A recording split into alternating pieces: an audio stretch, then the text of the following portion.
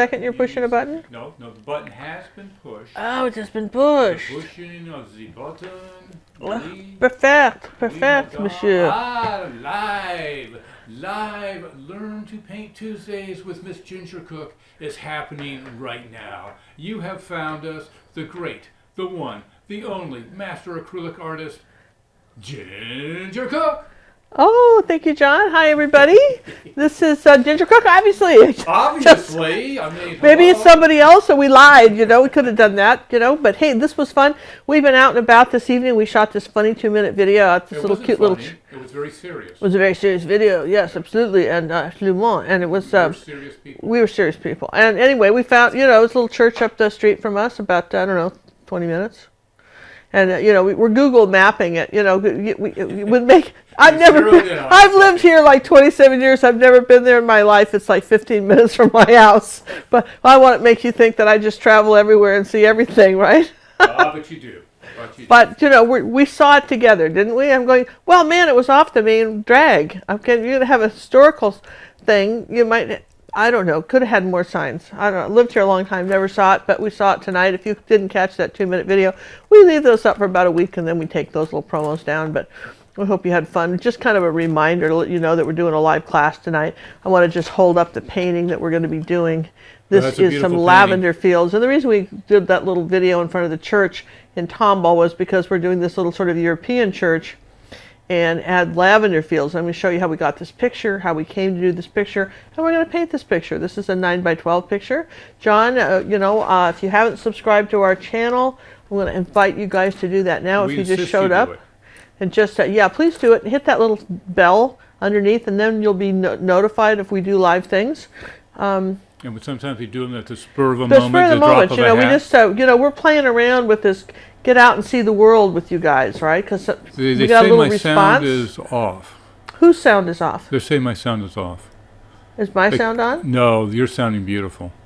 Oh, yes, good. You're sounding beautiful. You're looking beautiful. They don't care about me, so it doesn't matter. Okay. We've come to see you.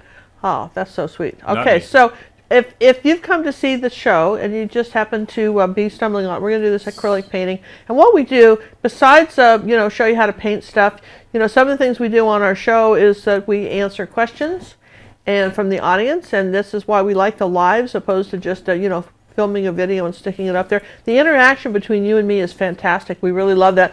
We also have a little die here which we play a little fun little game called a little art trivia game. We'll play that. It's called Stump the Artist, and this isn't all that hard to do, but we like to put on a good face on that. So Stump the Artist, we're going to do that. And so if you guys would be, and show a few artworks if John managed to get them loaded this time. I'm supposed to be doing that while you're socializing here. So would you like to just change the camera down onto the table? Now you want me to go back to that? Okay, I can do that. Do you know how to do that now? Push more buttons. Well, if I could get the bear away from the pool. There you go. Well, the bear's not helpful tonight. All right, so here you go. Isn't this fun? Now, I want to show you something. This is how I came to do this painting. I spied this fun little photo, and then I spied this little photo, and I spied this little photo. Those are my references, and this is what we came up with. How cool is that? So sometimes you can combine things, do something fun. So we're going to paint this on a 9x12 canvas because in order to make that happen easily, it needs to be a little bigger. Now, one of the things I always do is I sand the canvas and then I spray the back with water. Now, can you hear this? Hear the thumping? Hear the drum? John sprayed the back of this. Your canvas should sound like a drum before you paint it. If it's nice and tight, the paint will go on better. And when you sand it, you'll use less paint. You won't wear out your brushes. Here's a canvas that has not been... Whoa. Hear the difference? And all I did was spray the back with water. Just spray the back with water. See?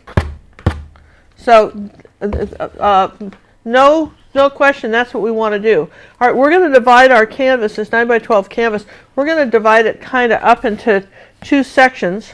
I think it's about halfway. We're just going to come across here like this.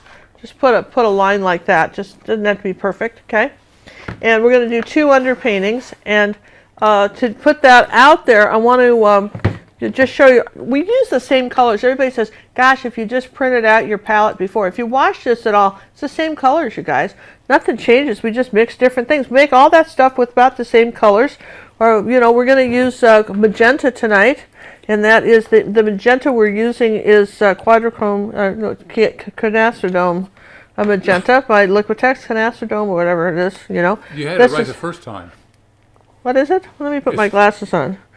Quinacridone magenta. That's what I said, isn't it? The very first word, and then you started mutilating it. Well, just I did. That's fine. That's fine. Everybody but just get some sort of magenta. None of it's all that. It's all small stuff at this point. Okay, a little ultramarine blue, a little cad yellow medium. Just the regular. The regular culprits. Our guys. We're putting out our guys here, our regular colors, and we're going to see what we can make out of our marvelous colors that we've got.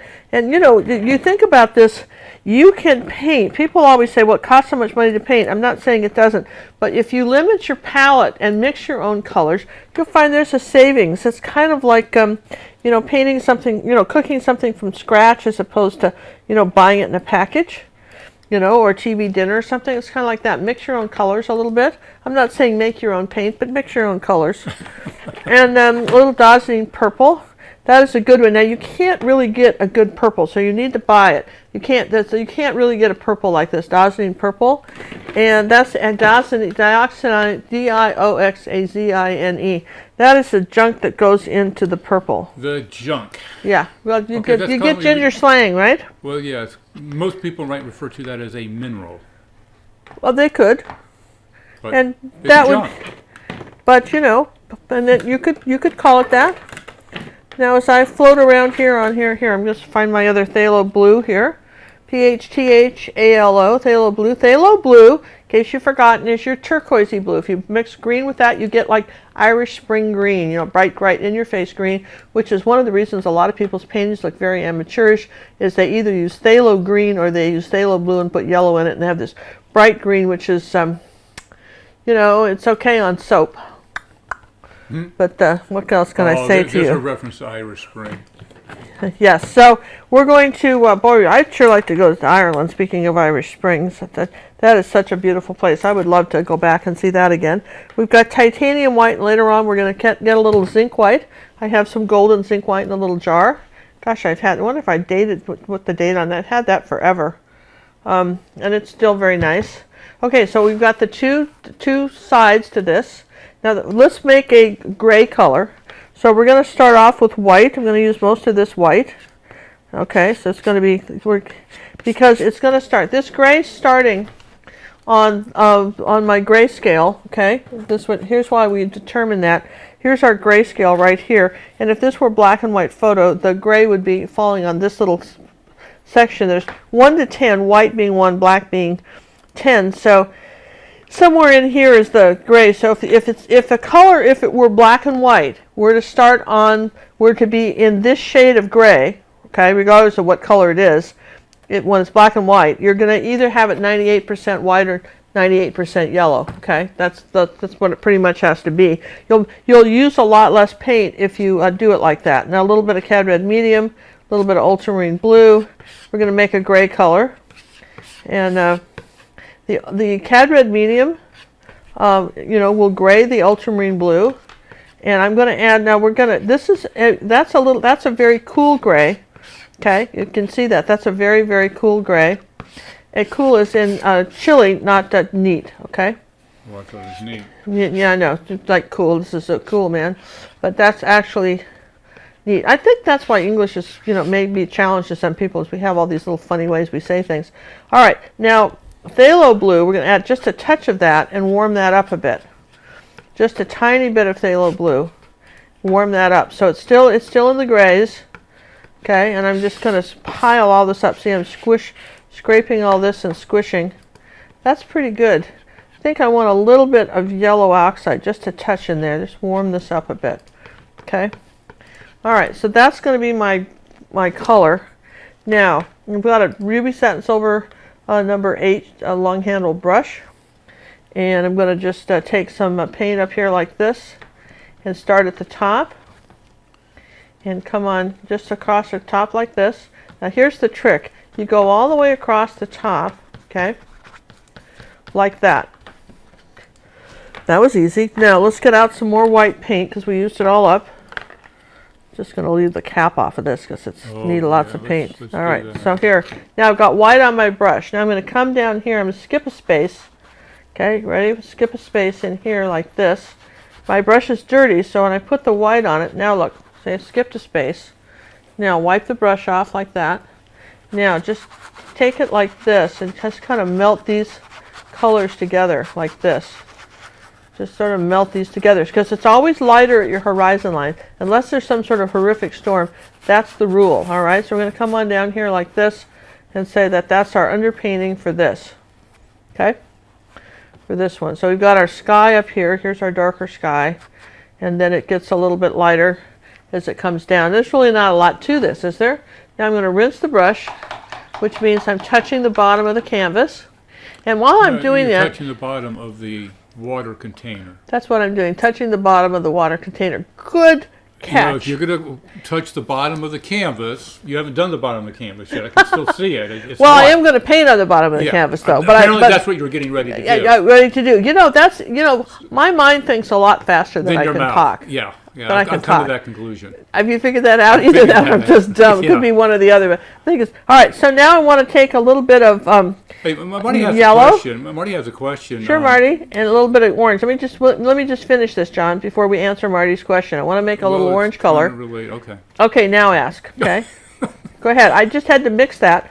Okay. You know? Yeah. Why would the red not have the gray warmer? I guess why would the red not make the gray warmer? Well, you know, it in a sense maybe it does, but the phthalo green really does warm it up more. The phthalo blue, really warms it up more. You know, I would say that would be the difference. You know, that ultramarine blue red shade ultramarine blue red shade is still a cool color. You know, and and I guess it depends, but I just wanted it a little bit warmer, and so then I added and phthalo blue. Added to that sort of changes that. It's more of a blue, because it's phthalo blue green shade. Okay, Yeah. now here's my orange. You see how I'm putting my orange down here like this? Okay. And Jen would like to know, Ginger, do you ever use fan brushes? And if so, when do you use them? For what brush effect? I don't use them. I know. Look, I'm going to just say something shocking to you guys. Let me tell you what I really think about fan brushes. I think that's 1950 painting. 1950? That's not 1950s, 1960s. That was a style of painting, all right? Now, it's a style, okay? It's a style. And back when I was, learning to become a professional artist, you couldn't give away a painting with a fan brush in an art gallery. Serious art gallery wouldn't touch it because they would say that's student artwork, that's what student paints, that's a student sheet for trees. I mean, there's all kinds. I'm not saying that you can't get a pretty effect with that, and you can. It's a style of painting, like painting on velvet. That's a style of painting, all right? And I know that this is outrageous and going to make a lot of people mad, but that's personally how I feel about it. But if people want to use a fan brush, they should use it. And also, there hasn't been a good, tell Cinnamon finally got the silver people to make a decent fan brush. There isn't a good fan brush for acrylic paint. There are for oils, but there hasn't been a good fan brush for acrylic paint. It doesn't work quite the same way either. Now, that being said, Cinnamon, my daughter, the art Sherpa, has gotten this ruby satin, the silver people, the people that I buy my brushes from, to make a really good specific fan brush for acrylic paint. And I may have a totally different opinion of them when I see how that fan brush works. I have not yet touched one, haven't gotten one yet, but I expect it to. But in general, I have to tell you that, and I know that everybody loves Bob Ross, and I'm not saying I don't love him too, and he taught people, and the guy before him, and they all taught everybody how to use that fan brush because it was a very fast, easy way to teach people to paint. But I promise you that, Van Gogh and Monet and Renoir, none of those guys used them. How's that? Okay? Kent Wallace, Howard Behrens. Let me just talk about some of the professional artists today, and you go up on. None of those guys are using them. So I guess for me, I really have opinions about this, don't I, about fan brushes? For me, one, I'm an acrylic. I think, for me, as a professional artist for, 30 years, almost, really 40, professional artist for 40 years, my feeling was that I'm going to go up a little higher on this here, on this side. I'm going to come up here a little bit, about halfway with the purple, about another inch up here like this, and come down with the, rather the orange, like that. Come up a little higher here like that. And that's how I feel about fan brushes. And because they just weren't, you know, you just couldn't have, you just, I mean, I'm telling you what, go up to Canadian Art Prints, go up to, you know, all these publishers that are publishing artwork, and you don't see it, you know. But it's not that it isn't a look, and it is a look, and it may, you know what, it's like anything else, things come back. When I was a kid, you know, younger, well, I guess it was, no, I was an adult, but still, there was a time when turquoise blue refrigerators were in too. Remember that, John? Yeah. Turquoise blue fridges? Yeah. And then they got totally out of style, and I think they're coming back again. I would like that look again, so it just depends. There, it's kind of mean of me to say that, but that's what I think about them. But again, when Cinnamon's brush comes out, I may like it just fine. Because again, it's a fast way to do little grasses and things. Okay. So we won't rule it out once we get a new one to try. When we get the new one, but they've never really had a good fan brush for acrylics either. That's probably also true. You know. All right, I'm going to move this out of the way because we're going to dry something real quick before we go on to our next thing. I'm going to roll the dice. We're going to play an art trivia game while I'm drawing. 4. 4 it is. 4. Those are the questions. silence. Stump the artist, you guys. All right, let's see what 4 is. 4 is the what? No, it's a where. It's a where. Where in the world is San Diego? Carla, what's her name? You guys remember that game? Oh, that's a gimme. Well, let's start off with a really simple one. Let's start off with a simple one tonight. Swamp Queen, that's makeup that Ginger uses. See, we talked about that last night. It's she knows what she's doing. Just remind her when she comes back. And she's back. Okay, so what was the question? Well, wait a second. They brought up the Swamp Queen, and they must have heard last night's. Oh, I brought the makeup. I brought the makeup. This is what my daughter gave me for Christmas. This is called Graveyard Girls. I'm sorry I didn't remember all that because it's, you know, Swamp Queen stuff. And look at that. This is what you got. And that's the shiny stuff that goes right there on the eyes. Right there, right there.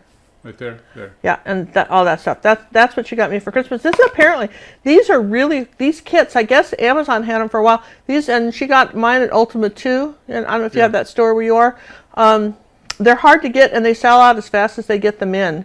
But they're wonderful. They're wonderful. It's a wonderful makeup kit. It's really good eyeshadow. Really love it. It just they made that specially for her too. She really knows some stuff. You know, that's cool, isn't it? When they make, you know, it's nice when a company, I don't care what kind of company it is, hears and listens to the people that are actually using the product and going, oh, we could do that. Don't you think that's nice? I mean, it's like when they're listening to Cinnamon, she said, I want a fan brush that works. They listen to her, okay? We all like to, you know, as consumers, I'm sure that, and of course, you know what's happening. Anytime you can start like Amazon and they have the 4-star reviews, let's take about 3 fingers and make a mark here, about 4 fingers down here. Let's just draw in a couple little mountains. Let me just change colors here so you can see it. Okay, let's just come on, kind of slope down like this, something like that. I'm going to draw in a couple little mountains. And let's see, how far down do I go with that? About, well, 4 fingers. Yeah, it's about right. Okay, so we're going to put the mountains in first. And while we're doing that, and... Shall I ask my question while we're doing that? Yeah, ask your question while we're doing that. This is a gimme to get the game rolling. Okay, we're going to get the game rolling here now. It's called Stump the Artist. I'm not even going to give you your choices. Everyone should know this answer. Okay. In which city can you admire the Mona Lisa? Come on, you guys. Which city can you admire the Mona Lisa? Phthalo blue, a little bit of purple, a little bit of burnt umber, a little bit of white. Let's see what we got here. Okay. Let's see. A little more phthalo blue, a little bit of yellow oxide. There we go. A little phthalo blue. Let's see. A little ultramarine blue. See how I'm mixing this color? All right. Now I've got this sort of gray color right here. I put a little purple, a little burnt umber, a little yellow oxide, and both blues. Okay. So I've got this. This is my mountain here, and I'm going to come here like this and kind of say there's my outline. So even though you drew it on with your chalk, I'm ignoring the chalk because I it's just a rough idea. Just kind of a rough idea, absolutely. Chalk Gail is sort of a saying, rough idea. Paris, Beverly's Paris, Cheryl's Paris, Paris. They're going too fast. Oh, did you know of interesting facts about the Mona Lisa? You guys, that you know who painted the Mona Lisa? Let me ask you this. Do you guys remember who painted the Mona Lisa? For the bonus question. Who painted the Mona Lisa? Who painted the Mona Lisa? Okay, guys, remember that? Rome from Manette. Okay. Who painted the Mona Lisa, you guys? The Louvre, Paris. We got a lot of say the name of the people that did. Say the names when people shout it out. Say their names if you can, John. Well, I've been trying to, but it's scrolling too fast. It's going to. So when if he sees a name, he'll try to say it. You know. Teresa, Cheryl. Cheryl says Da Vinci. Yeah, Leonardo da Vinci. Yeah. Okay. Sue says Paris. Okay, so making a little darker blue here. Gail says Renoir. Okay. James says Da Vinci. Okay, so that's right. Paris. Leonardo da Vinci painted the Mona Lisa. So everybody gets it right that says Paris, and everybody said Da Vinci gets the bonus round. Yay! Got the bonus round. Now let me tell you a little gossip. Points. You guys want a little gossip about that? Anybody in for some gossip? Well, look, if it's going to be gossip, don't share it with anybody, okay? Okay, it's gossip, Keep it you among guys. yourselves. I'm going to just a little. I'm telling you anyway. Let's have a little gossip here. So there is a school of thought that Leonardo da Vinci, who invented all kinds of stuff, okay? He did a lot of paintings, but he really was an inventor, extraordinary. Invented the helicopter and submarines, all kinds of his drawings. Guy was so smart. Anyway, they think that now that perhaps that was a self-portrait, and he was just showing himself as a female. Now it's hard to believe because he had a beard and everything, but that's what's being flung around the art community with the X-rays of the how they can X-ray the paintings and everything now and all that stuff. That's being flung around. All right, now you see this? We've got these dark mountains. We've got the sky. We haven't done any clouds or anything here yet, have we? No, nothing. Okay, so. So you're moving the canvas on me, I see. Sorry. That's fine. I'll move. No, I'll put it down. I wanted you to see what we had so far, okay? Because you're doing this in stages, all right? We're doing this in stages. Well, basically, you're doing it in layers. We're doing this in layers. So I'm going to take from back, farthest thing away forward, take a little white and a little bit of burnt umber, a little bit of yellow oxide. Warm it up a little bit. Warm it up a little bit. Now we're going to come in here like this and kind of wiggle the brush and make almost like ski hills. Can you imagine ski runs in the summer? Okay, like that, suggesting there might be some ski runs, and it's wet, so it's going to sort of disappear in here a little bit. I'm going to just sort of tap this on here like that, okay? Just to say that there's some lighter spots to this mountain. I could dry it a little bit, but if I just tap it in here too, I'm pretty good. Have you heard this from Lori? Lori says it was stolen and missing for a long time and found in some guy's closet. Really? I hadn't heard that. I knew that, for instance, the Mr. Munch's, the scream got lifted. Was stolen. This is a true story. When Cinnamon and I happened to be in Europe around 2000, the year 2000, we were over there painting. And one of the things I love about British newspapers is they give you some interesting news. I mean, not just news, but, like gossipy news.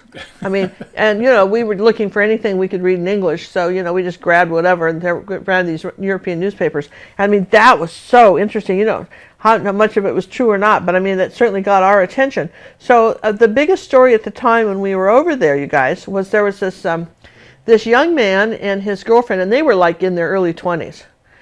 And they both worked just ordinary jobs, like a waitress. I mean, nothing fancy, okay? And I mean, there was kids, and the boy still lived at home, and he didn't live with his girlfriend. So for a lark, they would hit the museums all over France and Belgium and Holland, and they'd drive around because Europe, you can go to one country to another pretty fast. And they would, because a lot of, obviously the Louvre and the Prado have, which is the big museum in Madrid, have big security, but not a lot of these others did not. Priceless objects, and they just started stealing stuff crazy, and were piling it up in his bedroom. And they stole musical instruments and, paintings. I mean, you name it, those guys were stealing it. And then the police started to zero in on who might be the culprits of this. Somehow the detectives, they got the attention, probably Interpol. This was across borders now. They weren't just leaving it to the country. I've forgotten where they were from. It wasn't England. They were somewhere else. And so their mother, the boy's mother, was so upset that when she read about it and she went into his room and saw all this art and realized her son had stolen all this stuff, guess what she did with it? I couldn't tell. Put it in the closet? No, she threw it in the canal behind the house. Ruined all of it, right? Except there was this cord from this horn that I know didn't get flushed down the drain or something, where she tried to flush it down the toilet. Anyway, it brought it back to her house, this cord, and they went to jail. But they were so upset. It was millions and millions of dollars worth of art this crazy woman just dumped in the canal. In the canal and ruined, rather than have her son go to jail. All right, so there's that. Okay, we're just doing that. So we didn't do too much of that. That's a shocking story, isn't it? That is very really? shocking. I mean, it is shocking. Let's be real. It's shocking. All right, we're going to dry this. Okay, everybody with me? We're drying that. And can I answer any? Yeah. Would you like to talk about the fox? 'Cause I don't know if I have all the fox out here. Well, the fox started out. Now we got you should have two things of the fox. Okay, I got 2 things of the fox then. Okay, so here's the deal with the fox. I got the fox. My friend Nicole sent, because everybody that's a member of GingerCookLive.gallery suddenly becomes friends. We spend enough time talking back and forth about the art where we're all friends now. And she sent me this really pretty picture of a fox and asked for some help on it. And I didn't originally get the photo. Here's the actual photo of the fox, okay? And that's the first painting, right? No, that's actually the second painting she sent. She sent one before that. I don't know if you found it, but and I said the legs needed to be longer, okay? The first one that she sent didn't have the shadows underneath him, and his face was a little wider. So we'd already gone through one change, but I didn't have a photo of him. Did you see the one I sent with the photos and everything? I emailed that to you? That should be this one then. Yeah, see, because I hadn't seen the photo. So that's the first one. She got his face really wide, and it looked more like a puppy. So I sent her a bunch of pictures of foxes because she hadn't sent me what she was painting, okay? But, and then told her she should put a shadow there and everything, right? Okay? So then this is her second one. And that's her second one. And then I said, well, that looks great. Then make the legs longer. Then you have the third one? No, I don't have a third one.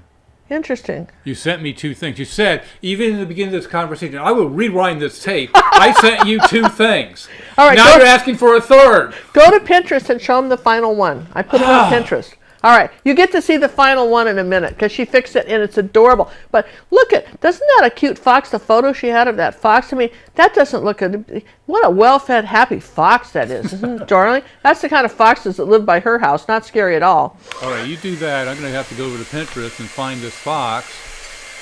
Cute little guy. I love how she says she sends me things, and she's either sending it to Pinterest or she's sending it to Facebook. I seem to be the last person to get anything. So I'm looking on Pinterest. And she's been having troubles with Pinterest. And you put it on Pinterest today? Yes. It's not there. Huh. I've got the balcony with the bird. What can you... I can grab that one while I'm here. Oh, yeah, the balcony with the bird's really good. You didn't find the one on Pinterest? Did it before or after that one? Oh, okay, it would be 4. No. Wow, this has just been a revolting development because it's really cute. The final one's adorable. Well, yeah, I wanted to see the final one. Well, I did send something to you. I can't remember. Hey, you guys, got to show you what I found today. Look at this. Oh, Sammy did it. Look at this. Do you see what this is? You're going, no, Ginger. What the heck is this? Well, that's what I said. What this is cool. It was for makeup, to clean your makeup brushes, and I thought, what a perfect thing to clean your art brushes, because this goes over the hole in the sink. These little footy things keep it away from the drain so water flows underneath it, and there's different spots where you can rub the paint off. Can you zoom in on this for me? May I? Will you let me do that? Yeah, would you zoom in? Look at this thing. And you're going, where did you find this nifty thing? We found this on Amazon, and it came with 2 things. It came with that, and then it came with this. You could hold this in your hand and then just do this, right, to get some paint out and stuff like that. How cool is that? I used it earlier, and it's fantastic. Yeah, it was meant for makeup, and I thought, wait a minute. I think that it's very soft, so it's not going to wreck the brushes. No. But it really gets the paint out. And anyway, we found this on Amazon. And John, you're going to have a link for us later, right? I absolutely. I knew it. No doubt in my mind. Anyway, it's cool, isn't it? And that you have to admit that's really cool. Okay, let's work a little bit on our. Should I zoom back out a little bit? You can zoom back out. We're going to work a little bit on our clouds now. We're going to take some white paint and into that kind of that background color we had with a little bit of Cad Red Medium in it, kind of gray that out here a little bit. Again, for those that are just showing up, a 9x12 canvas is being used this evening. Yeah, do we have anybody just showing up? The count keeps going up, so I have to say So yes. hi everybody that just kept showing up. Incidentally, if you're new to our channel and haven't subscribed, now's the time. Okay, so we've got this light do gray it color. now. You'll get the extra 10 points if you Okay, subscribe so now I've made a light gray here like this, and I'm making some sort of light clouds here first, okay? Just over the mountains like this, just a little bit, just some lighter clouds. Now I'm going to go into our mixing white, which we put here. Yes, Minette, you did send us a smaller one. Sammy has taken it over to rub his feet with. Don't ask me, talk to the bear.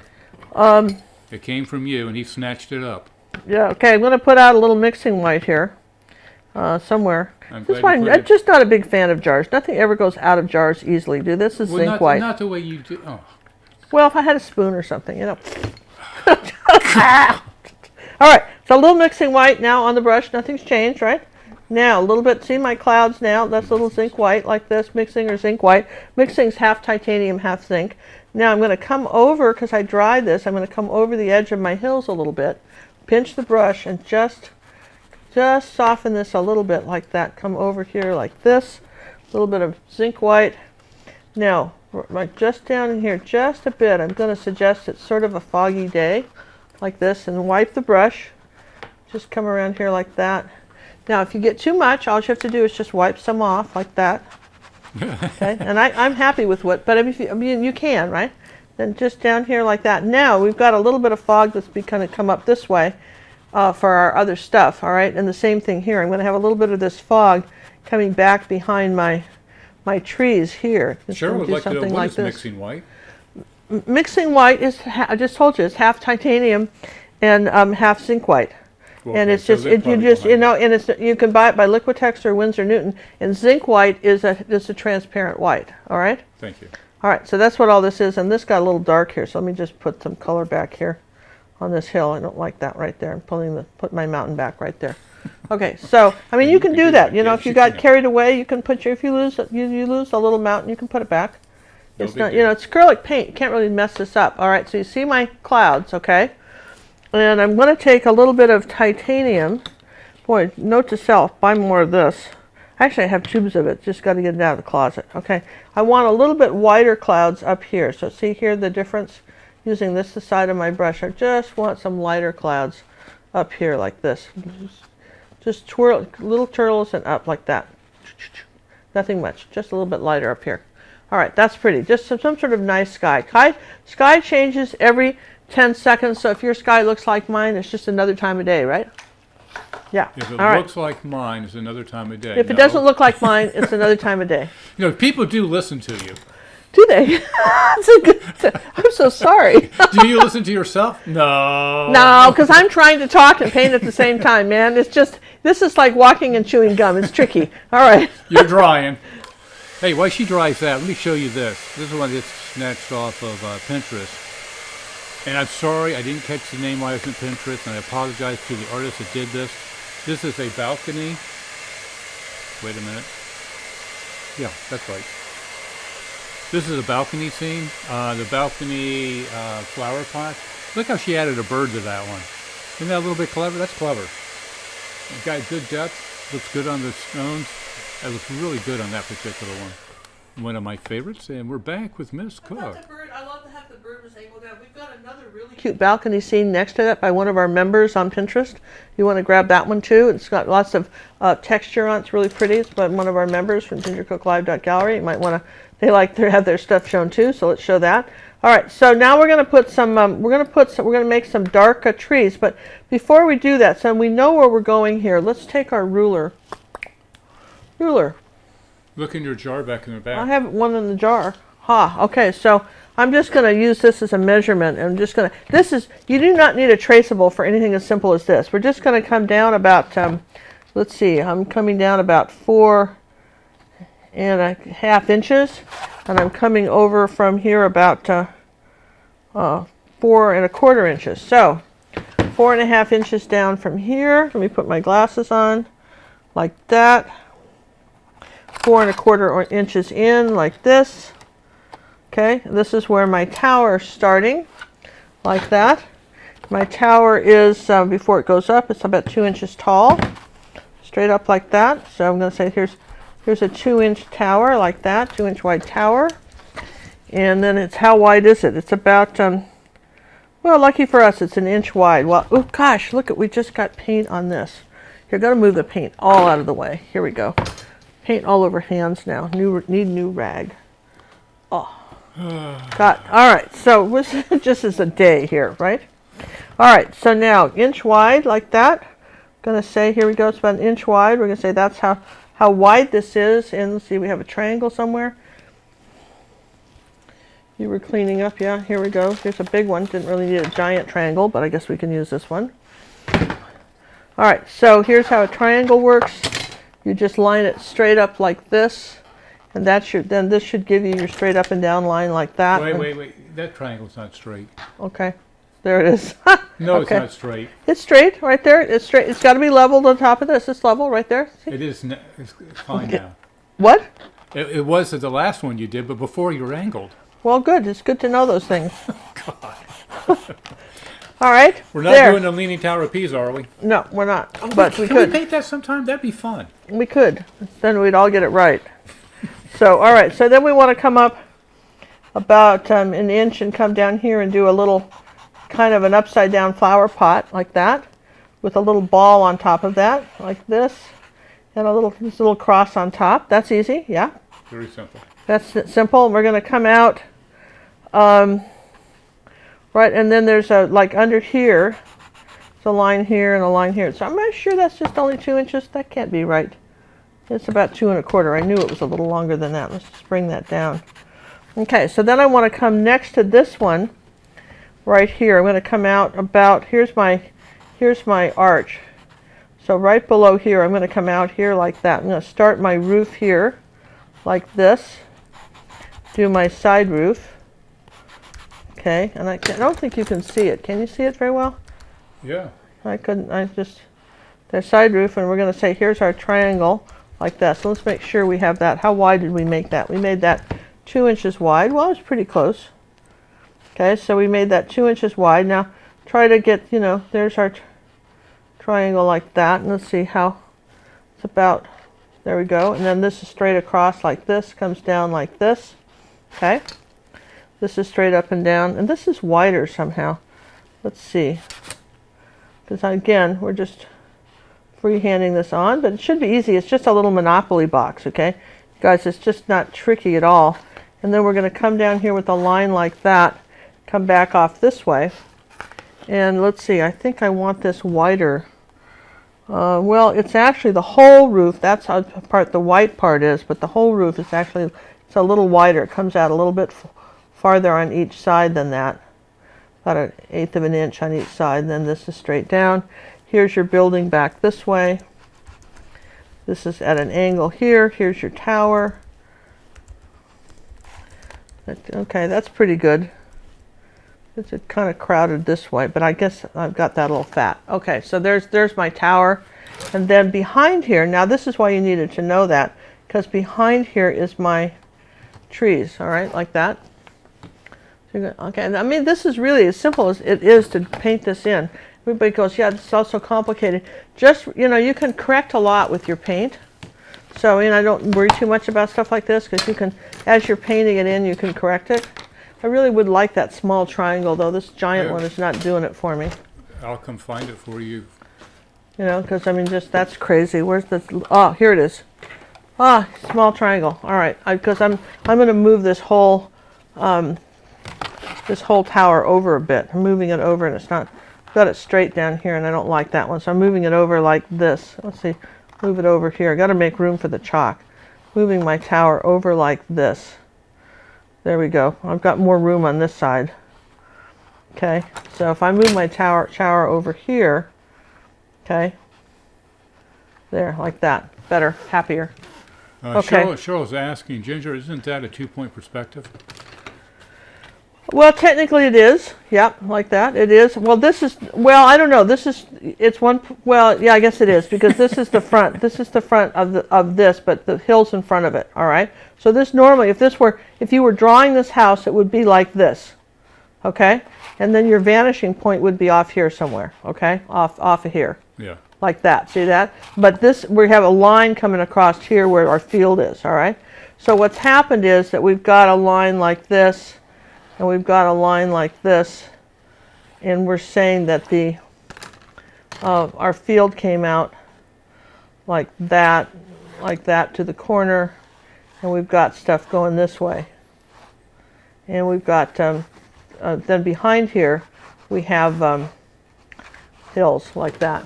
So that's basically our plan. Now let's make a dark green paint, and this will make all good sense to you, right? Let's make dark green, starting with phthalo blue, a little ultramarine blue, tiny bit of yellow, a little bit of purple, maybe some burnt umber, a little more yellow.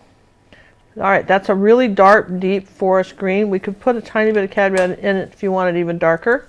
Now, using that angle brush like this, coming up like this, I want you to indicate some pine trees. Please don't make a fixed picket fence. All right. You know, some trees might be taller than others, and it's going to come along like this, so you want to kind of exaggerate it. It sort of stops next here to the roof of the house. And this all gets painted over. See, look how quick this is.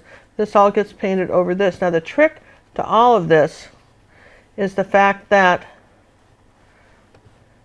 you started with some really dark green. Now, we're going to come back here and say, here's the side piece of our house like this, of our church, or maybe it's a monastery, monastery. And then we're going to come behind here like this.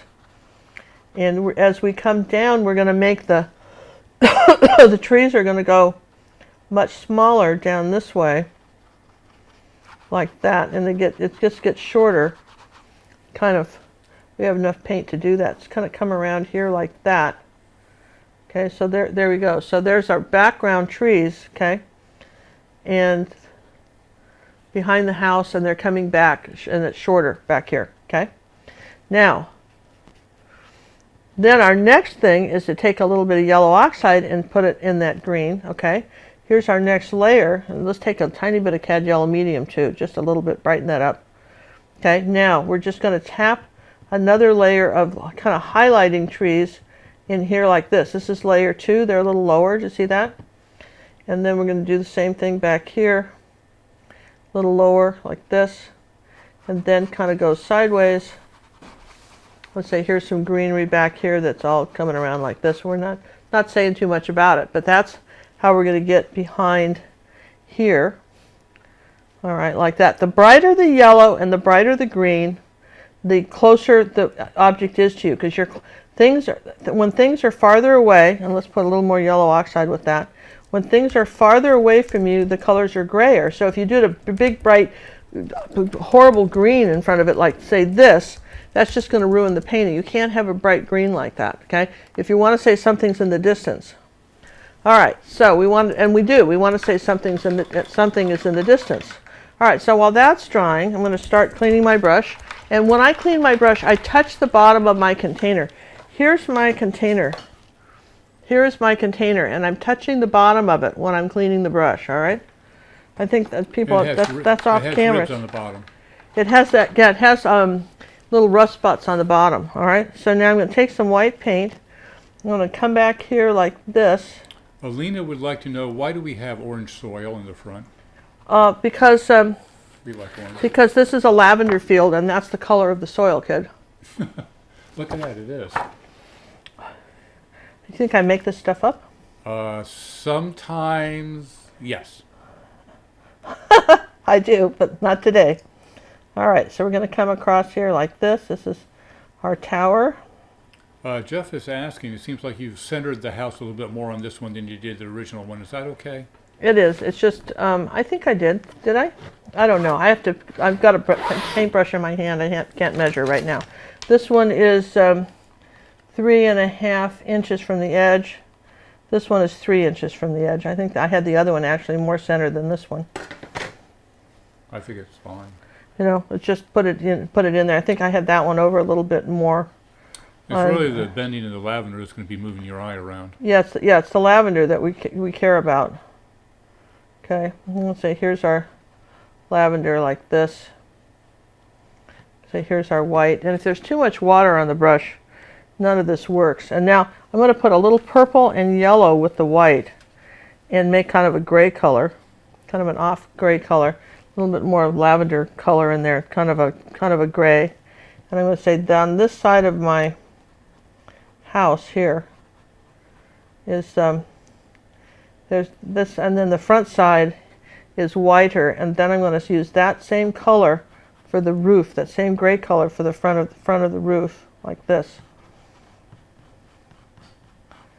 Kathy's asking, I have a bucket like that for watercolor. Isn't it a bit rough for acrylic brushes? No. Does it fray them?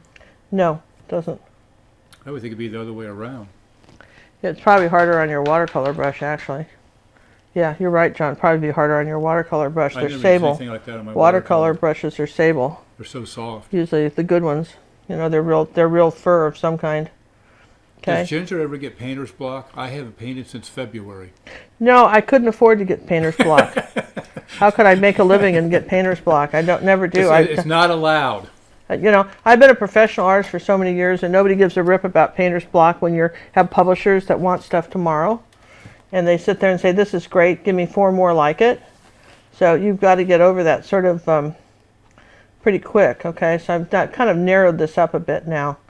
As I'm painting it in, I've sort of made some improvements to the house that I didn't have before. Do you see that? My chalk is kind of fat, so I wasn't all that thrilled with that. But now make sure these lines here are straight up and down.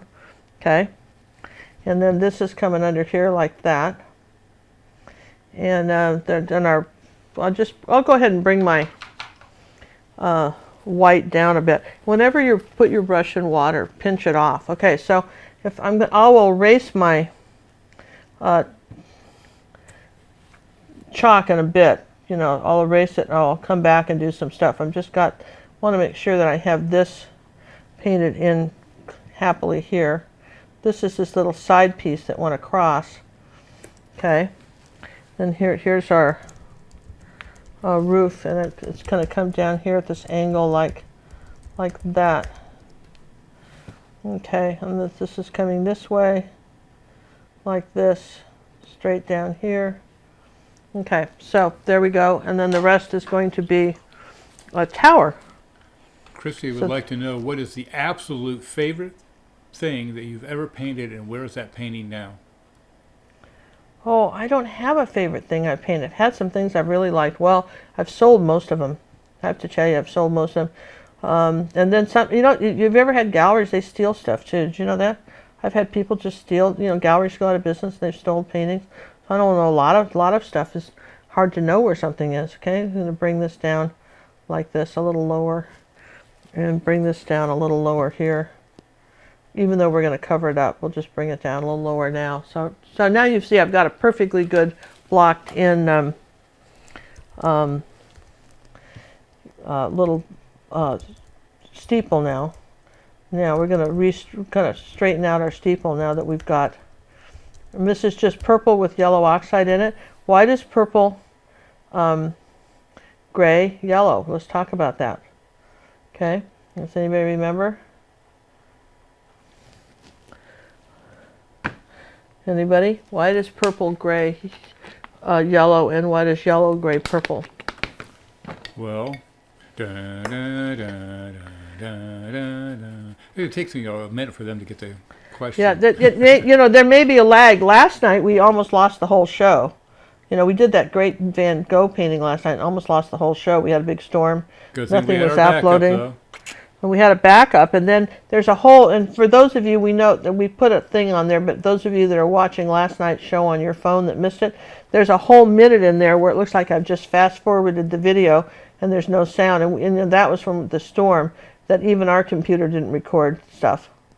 Okay, so we know we've got a little bit of a Miss Kim Sim is saying opposite on the color wheel. Opposite Frisky on the color wheel. Says, Thank you, I don't Kimson. remember anything. Thank you, Frisky Christie. Yeah, opposite on the color wheel. Hey, speaking of Chris, say that again. Say the name again, because I don't want to say it wrong. Frisky.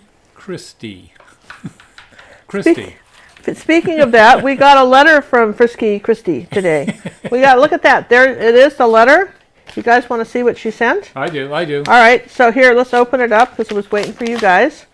It says, Ginger, look, this is embossed. Look at Ginger and John. Look at that. Thank you. And then, here's some stuff. Look at all that stuff. There's stuff. We'll look at the stuff in a minute. Just wanted to send a quick note. Thank you for all the great lessons and laughs, and thought you could use a couple of new magnets for the new fridge. So here are a couple I made from Spider's April 1st painting. Also threw in a few labels to help John keep Sammy out of his stuff. Isn't that that's cute? Good. Yeah, I appreciate that. Look at this says. Look at that label's John's paint, John's stuff. Look at this, John. Isn't this John's paint, boy? Wow! Look at that. I wish I had as much paint as that. Wow, that's great. So we got a lot of labels, and let's look at this from Spider's tutorial from his mushroom. Look, remember, Spider's my grandson, and so she followed along in his tutorial. And here's a couple of magnets. Thank you, you guys. Thank Christy. That's very nice. We appreciate it very much. We're gonna jazz up that fridge. Jazz up that fridge to no telling. So we appreciate that very much. And I want you to know that those of you who sent postcards in last year, hoping to get something from us, we flop at this sort of stuff. So sorry. Going, where's my postcard? We sent out a bunch today. I say we. John sent out a bunch of postcards today, and we apologize. We realize that we don't do snail mail. John is right on top of things when it comes to... if it's electronic, I'm there. Snail mail. Electronic, he's there. Going to make this a little darker. This little ball up here on the roof. Okay, like that, and then bring this out. And then put a little line here and a little line here. Oh, that's perfect, you guys. Okay, so there's our this was an interesting. I'm not making this church up. Let me just show you. See, I kind of simplified it, but see there, the little ball thing, and then it kind of goes up to a little point up here like this, like that. There you go. And then on top of that, there's a little ball, and there was a I just put a little cross on top like that. There, like that. But you wouldn't have to. You could. I think they've got a weather vane up here. They've got a cross and a weather vane, a little rooster way up on top. That's very small. But you could do something like that. And let's put a little highlight on our ball and a little highlight on our roof here. Chris is asking, should I make sure not to do too dark of roofs so the eye doesn't go directly to the building? Light is light, dark is dark. Yeah, that's why I did sort of a kind of a purple color. Okay, and I still have to paint over that with a little gold. It needs a little. There needs to have a little gold on here, but everything's too wet. Okay, so now we're going to go back to our darker greens, right, and make sure that we brought some dark green up to here. I'm going. What's funny? Joanne would like to know, how much time does it take to prepare for your tutorials? Well, how much time does it, John? I'm sure everybody'd like to know that. What do you think? It can take anywhere from literally 10 minutes to 2 days. All right, I'm going to put our roof back a little bit here because I've lost I got to put our got to put our mountains back. You keep destroying the mountains. Well, it's the chalk, see? So I'm going to put the chalk. So I'm putting the mountains back. See? I never worry about this stuff because we're putting some mountains back here like this. Okay, that puts something back so that, because there was chalk on top of this roof. And Cheryl would like to know, did you ever regret selling any of your paintings? Yeah, a couple times. And it usually was because I didn't charge enough. I was desperate and I needed the money and I didn't charge enough. And I felt the person that got them didn't appreciate them. And there was I had a friend one time, and she was really some years ago, and we needed a new transmission for the truck. And so I had to have that much money to make that work. And so I've sold her some stuff.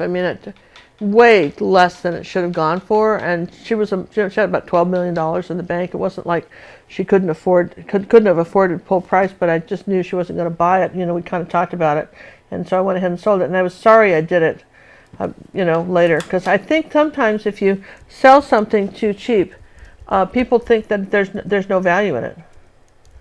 You know, I mean, you can overprice your artwork too, but there's a feeling that there's no value in it, and you've got to value your stuff. So yeah, that's about the one time I kind of was sorry I sold it. What was the painting of? It was some parrots, some beautiful parrots. It was really a pretty painting, and I was just sorry I sold it to her, and it just, you know, this was somebody that probably just on pocket change. I'm going to just bring this up a little bit. Pocket change, just, anyway, she could buy anything. Still can. And I mean, we're friends, but I'm just saying, I'm sorry I sold it to her because I just didn't, she could have paid it, and I just should have held out. But mostly I'm not. I mean, I've traded paintings for transmissions, and I was never sorry I did that. Isn't that funny? I think it's that, and if someone couldn't have afforded the painting, I wouldn't have felt bad. It was the fact that, it was just, I got this whole song and dance about how she didn't have any money. She couldn't do it. She was feeling broke. And, I can't remember what she turned around the next week and bought. I think a trip to Fiji, and then didn't go, and first class tickets, that kind of thing, Just going, wow, okay. Tell us how you really feel, Ginger. See how we're kind of pulling this in here now, and I'm going to make a little arch here like this in our picture. And so basically you're all blocking in right now. It's just blocking in just all we've done is block in and I didn't put any, we didn't put any windows in the church. I could have, just put something, let's do it. I didn't do it the last time. Doesn't mean you can't do it this time. Yeah, we could do something like that. I mean, you could put some windows if you wanted to. I know that there's, like, for instance, up here, and the top of this one is probably too wet to do it yet, but there's a little dome in the tower up here like this. Little lookout. Kind of a little, well, I think that's where the bell goes. The bell tower. Yeah, it's a bell tower. All right. So you see how we've sort of got that, and then let's take some dark green and come across here like this. And Cheryl's asking, Ginger, do you have any suggestions for storing canvases safely? Well, one thing I tell you don't want to do, which I learned the hard way, is you don't want to store them in the garage if you live in Houston. Want to talk about how they warp. And if you're getting a storage unit, I guess I've never bought a storage unit that had it's air conditioned, but your canvases. Here's what's happened to a stretch canvas. It's not the canvas; it's the stretcher bars. It's this wood that fails on you. Yeah. All right. It's not the canvas. Canvas is fine. Your painting, once it has acrylic on it, it's nice if you can hang it on the wall. You don't want to put two paintings facing each other. All right. You sure don't want to do that. All right. So I think we blocked in the house a little bit. Don't you think so? And I'm taking a little bit of paint here, and I'm going to come up here like this. Here's our mixing white, and I'm going to put a little bit more back behind these hills like this, and maybe back up here behind this house. The little front part of this. Nicole would like to know, does Ginger still paint for her followers? You mean fans and people that buy stuff? Yeah. Yeah. I haven't, I've got a bunch of stuff out there, but, right now you have to understand this YouTube stuff in our Ginger Cook Live art school takes up 99% of our time. 99% of it. Like, for instance, like this big painting behind me. I haven't had a chance to do a lot of big ones, and we're doing bigger ones now because we're filming those, but no, we really haven't had a chance to do that. All right, so you see what we've got so far. It's absolutely gorgeous. And now let's do a little planning around the building here, okay? So let's just tap in some greenery. I love planning around buildings. It's so hard when in real life, And so easy when you're doing acrylics. You just put in some plants, little green plants, and there you go. Then you've got it, right? Sandra would like to know, Ginger, do you ever get into trouble by saying what you feel on YouTube? I don't know. Do you think that was getting into trouble? Maybe. Maybe. But, I've always said what I feel. I mean, people ask me questions. I mean, I don't comment on politics. We don't I'll comment, and I'm not being paid by a sponsor. So I can pretty much tell you what I think about art materials and give you my honest opinion because nobody's paying me. So, I'm not being paid not to say it. And so I'll tell you if I don't like a product or if I like a product, I'll tell you.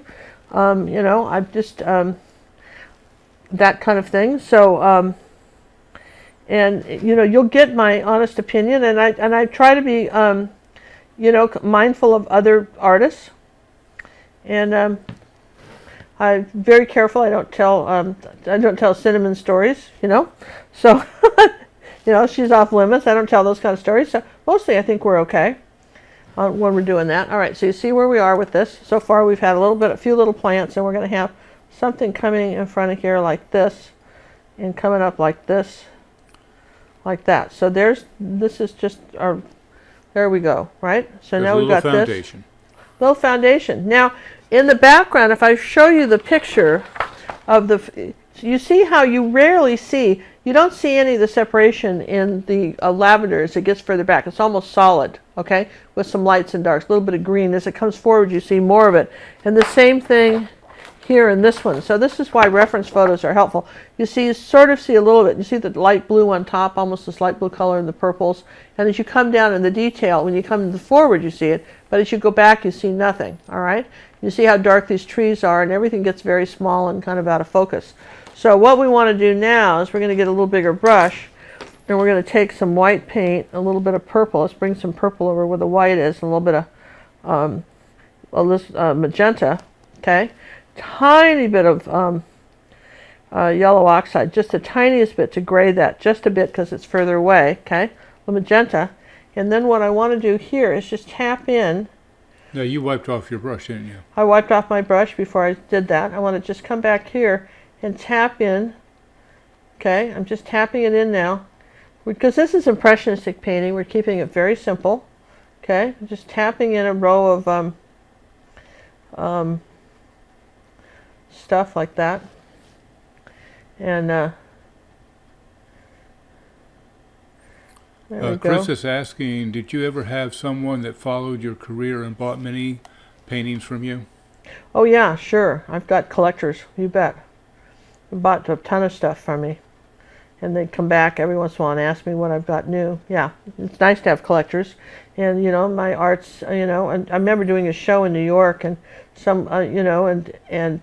oftentimes what happens is if the galleries have it or the agent was selling it, I had no idea where the art went. Okay? The art just, she'd say, I sold 10 paintings today and send me a check. Well, who bought them? I don't know. Somebody bought them. So a lot of times, a lot of collectors that have my stuff, I have no idea who they are. And that's the thing about it. When you have an art agent or gallery, you just don't know who bought them. It's very nice. Occasionally, I know some of my collectors, and it's very nice. And to have that and to know. And then, of course, I had a lot of artwork that I licensed out on puzzles and tapestries and all that kind of stuff, too. And that was fun. I'm going to put a little bit of the light blue on the top here like this, on top of these, a couple of these.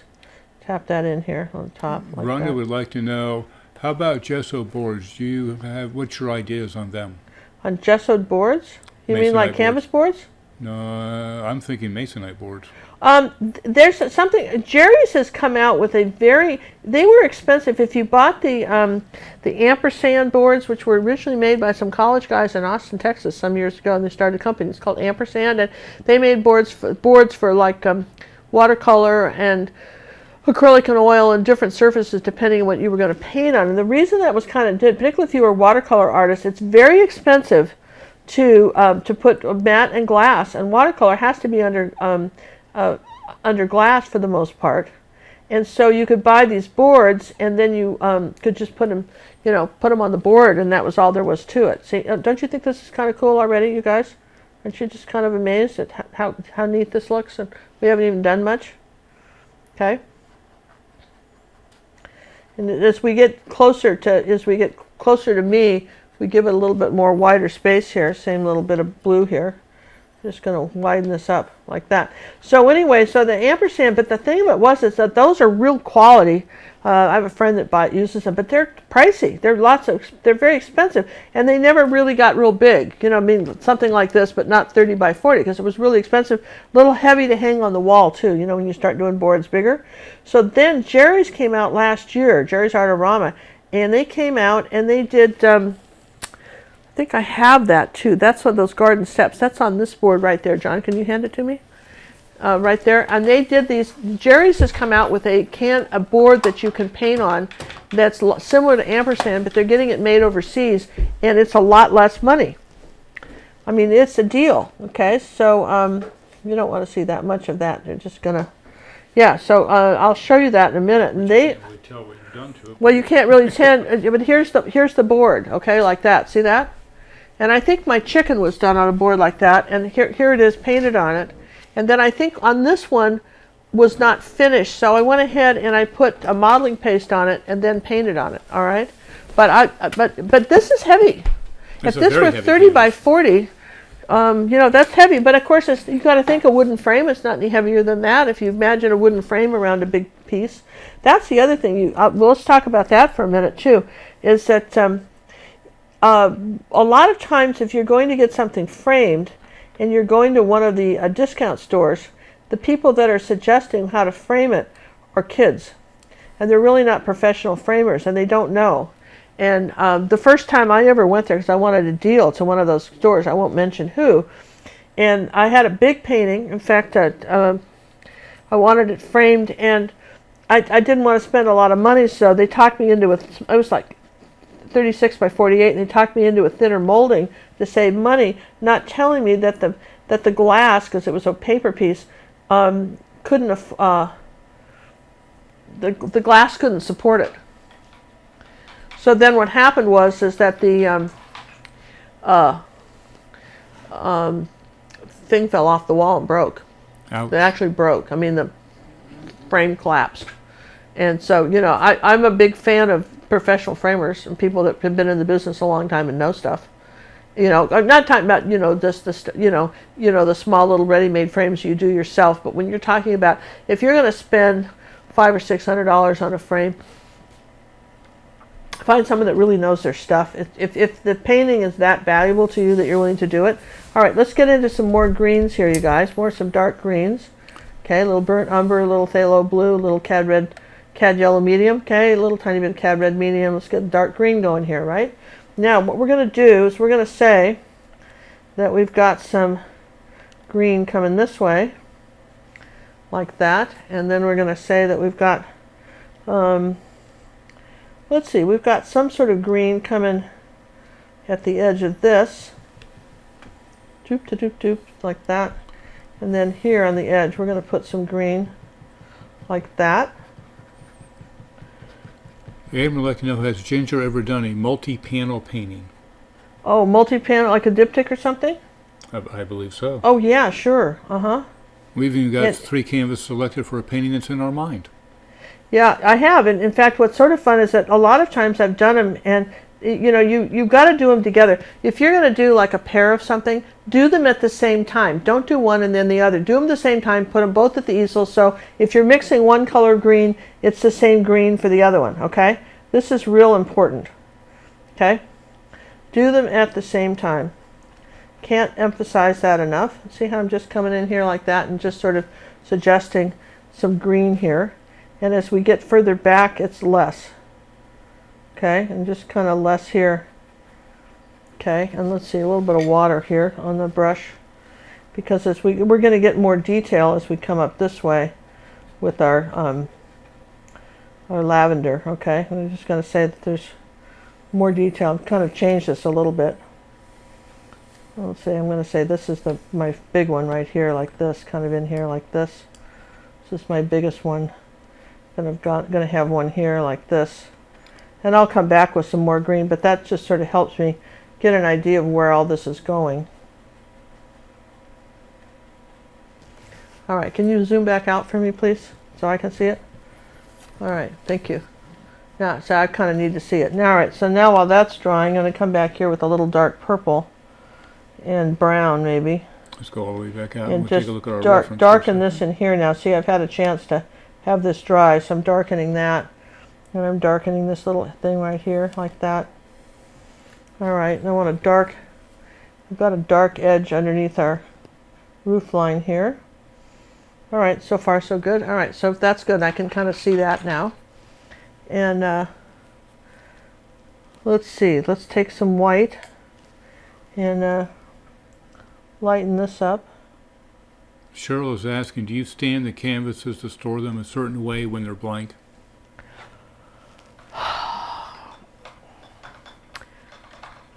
We've been sort of stacking them up if they're small. Just we've been stacking them, like books. But the larger ones we have hanging on the And wall. the larger ones we have hanging on the wall. We hang them on the wall, but you can stack them, vertically too. You can stack any way the art stores store them. Generally, at an art store, they try to stack them flat. Yeah. You ever seen that? That if you look at how the art store stacks them, and again, so much of it depends on the stretcher bars. Okay, because it's the wood. It's the wood they use on the stretcher bars. Because if the wood isn't good, and I mean when I say isn't good, isn't kiln dried, then what wood is anymore? Okay, we made a little lighter green here. See this? Now we're going to come in here like this and just suggest some lighter kind green. Of special shelving or anything for them, right? Just No, we don't have any special shelving, but when they're painted, when they're done, we hang them on the walls. We hang them up. Hang them up or sell them?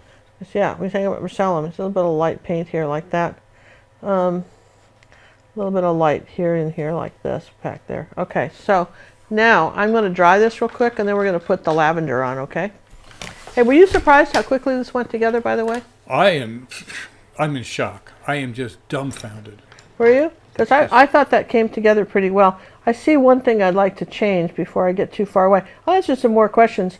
Yes, I want the hill to come up here like this mountain, and it didn't. So I'm just going to put that back. Okay, like that. Just felt like this mountain we lost the mountain here with some clouds, and I just wanted to put that back a little bit. Put some mixing white with it, so it's not so dark.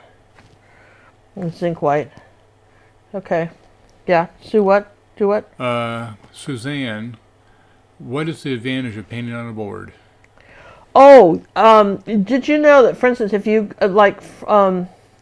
if you want detail, fine detail, that's the advantage. It's so smooth. Like, for instance, a lot of times people will paint portraits on a board, or just imagine a clipper ship with all those little lines and wires and stuff. You don't want to fight the canvas on that. Anytime you need detail, really fine detail, a board is just the thing to have. I'll tell you what. All right, and I'm just going to suggest this mountain in here, back here, like this. And it's all right. I kind of lost my mountain, but I can put it back. See?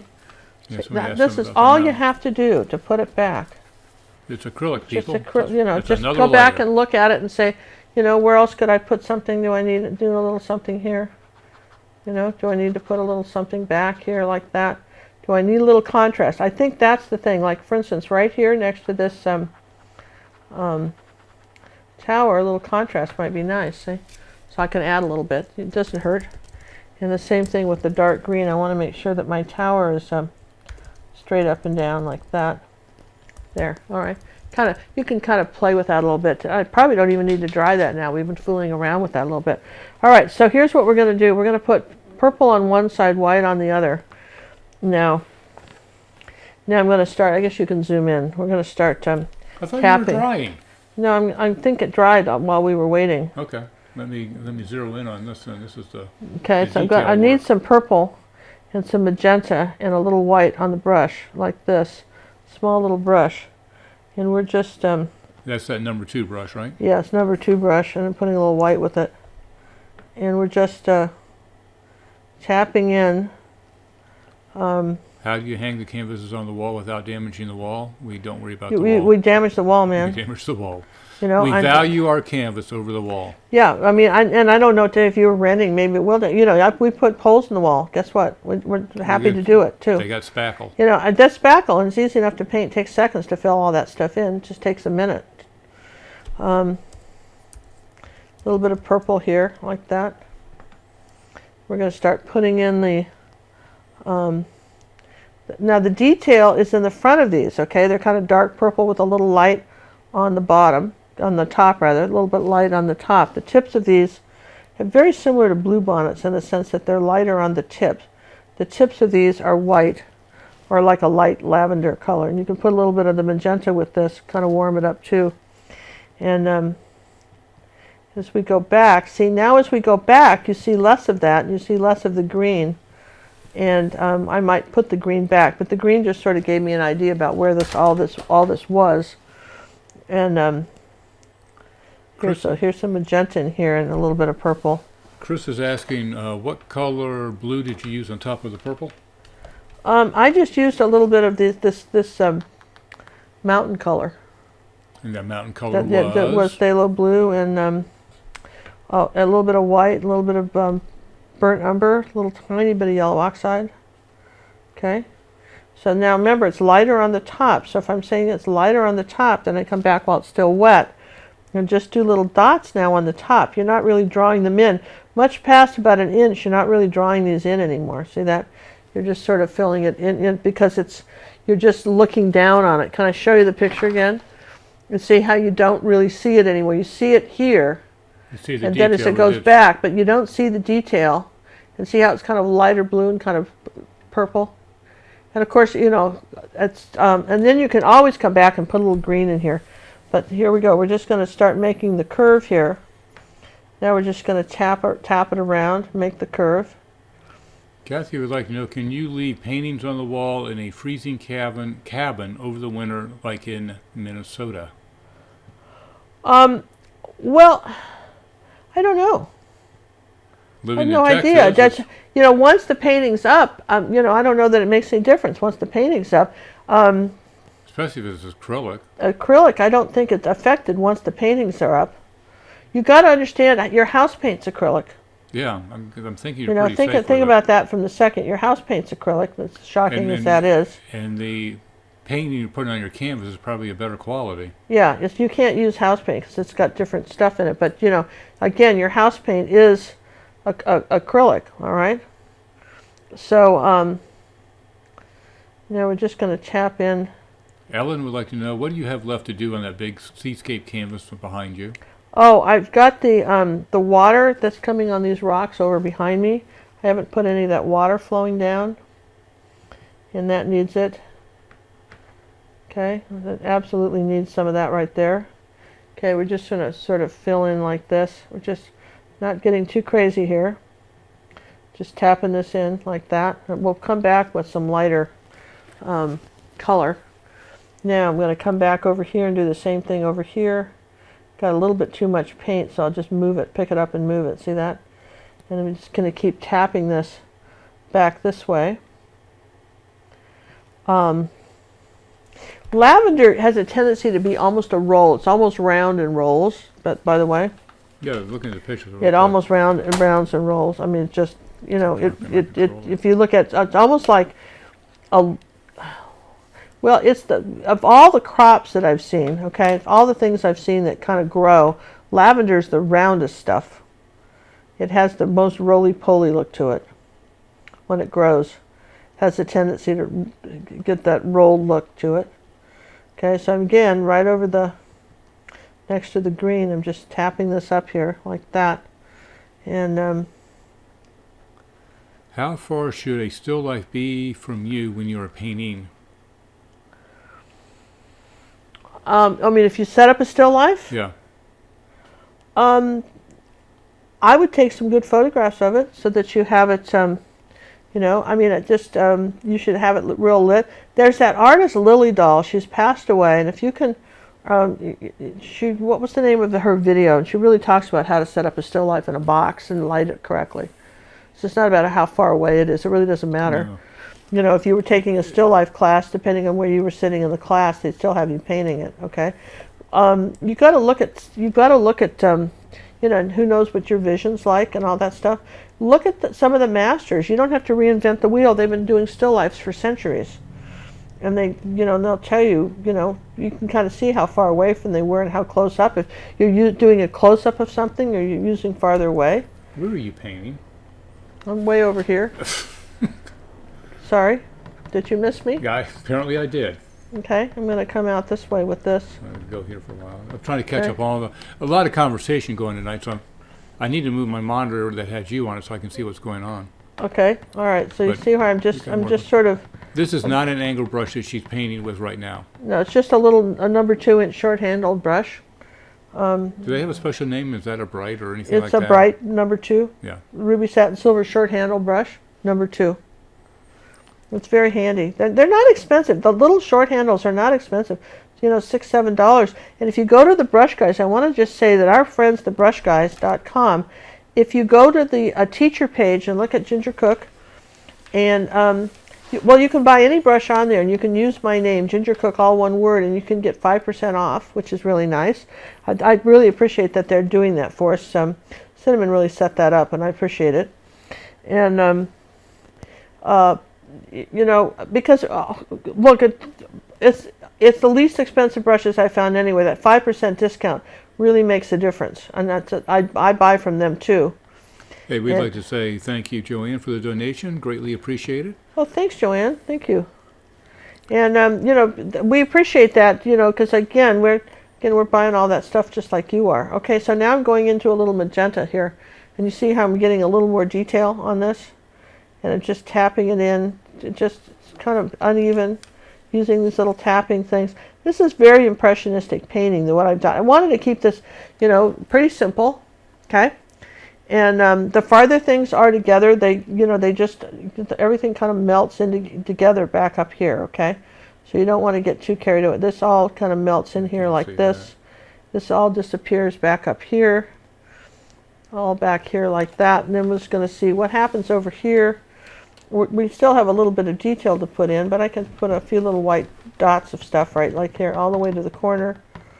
Okay. Can't keep up with you tonight. Now I'm down here. Now, all right, so let's take a little phthalo blue and white. Okay, that's pretty bright. Let's take some more white. Now, let's gray that down with a little bit of raw umber, okay? Or burnt umber, that's fine. Burnt umber will do it too. Let's just gray the blue down, okay? Now, I'm going to put a little magenta in that. There's a tiny bit of magenta, okay? Now I've got this, oh, that's a pretty color. All right, so I'm going to come up. Remember, there's kind of a lighter blue up on top here. This is our next lighter blue area. And we're going to come up like this. And the very tops of this, of the lavender is light. And I've just, the second time I do stuff, sometimes I'll see things that I didn't do in the first time. I think I did this painting in about an hour earlier today. This first one, did it in about an hour. So I think I did pretty well, don't you? Just That's not bad. So I'm just going to come up here like this and add a few of these little lighter tops in the front here like that. Judy would like to know, what about hanging an acrylic painting over a gas fireplace? Well, I mean, I have paintings on above my mantle above the fireplace, and as long as your fire's in the fireplace, it should be fine. It should be fine. You're more in trouble if your paintings are in with a smoker. Let me just tell you how that works. That doesn't work at all. If you've got someone in the house that's smoking, that will kind of that destroys a painting. Well, it sure can, and then you hate to say that, because it sounds like you're just anti-smoking. And it's easy to trash people that smoke. But when I was young, I smoked, and I started smoking when I was 9 years old, blowing smoke rings down by the boathouse. My parents, my mother didn't smoke. I'm going to put a little light purple on this roof now, kind of lighten it up. It's a little dark. Okay, like that. My parents didn't smoke, but for some reason, TV, everybody, the cool people all smoked, right? And they smoked Cools, remember? So I was, so by the time I was 16, I was a full-fledged smoker. I remember at boarding school forging my permission so that I could have cigarettes. You had to have permission from your parents. I just wrote a document and signed it and handed it to them. They just said, okay. Just so easy. I didn't know why anybody ever had any problems with this stuff, It was easy enough to do. Pam would like to know, can you cover your paintings with glass? Acrylic paints do not need to be behind glass, but you can. You won't hurt them. You can't do oil paintings behind glass, but acrylics, as long as they're dry, won't hurt them. Certainly don't need to, though. That's what I would tell you. You just don't need to. All right, let's just bring some leaves up here. Let's just come on up here on this side. Ooh, let's gray that a little bit. Too bright. Diane's asking, if you have a painting that was painted, B is not stretched. Wait a minute. This is a long one. If you have a painting that was painted but is not stretched, can you have it framed without having it stretched. Not really. It has to be stretched on something. Yeah, and did you know that I have a marvelous video on how to stretch a canvas? I saw Free that. on YouTube. I saw that. And it used to have 750,000 views because the person that filmed it for me put it up on her channel, and then there was a little bit disagreement, and which we won't go into, and she took it down and can't get those views back. They're gone. It was the number one video on YouTube on how to stretch a canvas, and it was the go-to video. It's one everybody looked at. But you can look at it now. And it's how to stretch a fine art canvas. And and it'll explain that, and you just stretch your own. Okay? It's not hard to do. Really, it's very simple. Really, you'd just be shocked at how simple it is. All right, I got to dry this, and then we'll keep going. Can you zoom back out, please? See how we're coming along? Isn't that nice? Kind of shocking, isn't it? Just really pretty. Why is it shocking? Well, I always think it's fun when you can get something. What have we done this about an hour and a half, right? And get something like this. I think it's kind of fun, don't you? Again, I'm just dumbfounded. I mean, I kind of like it a lot, and I think it looks great. I'm gonna dry this. Well, by golly, when she says she's going to dry it, she's going to do it now. No messing around. Here's the other painting from Robin that we wanted to show. Again, it's the balcony. One of our members did the balcony painting. Another fantastic job. What? I love that painting. I love this one. Don't you love it? It's just beautiful.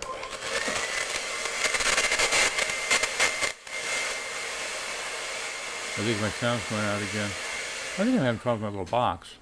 Well, here's the thing. That went in for a critique. I didn't have the before and after, but I suggested that the light goes... See how she's got light flowers on top of the blue flowers, and they're clumped more? Yeah. And that's one of the things you want to remember to do, is that your light areas are always on top, where the light's hitting it, and your dark colors are underneath.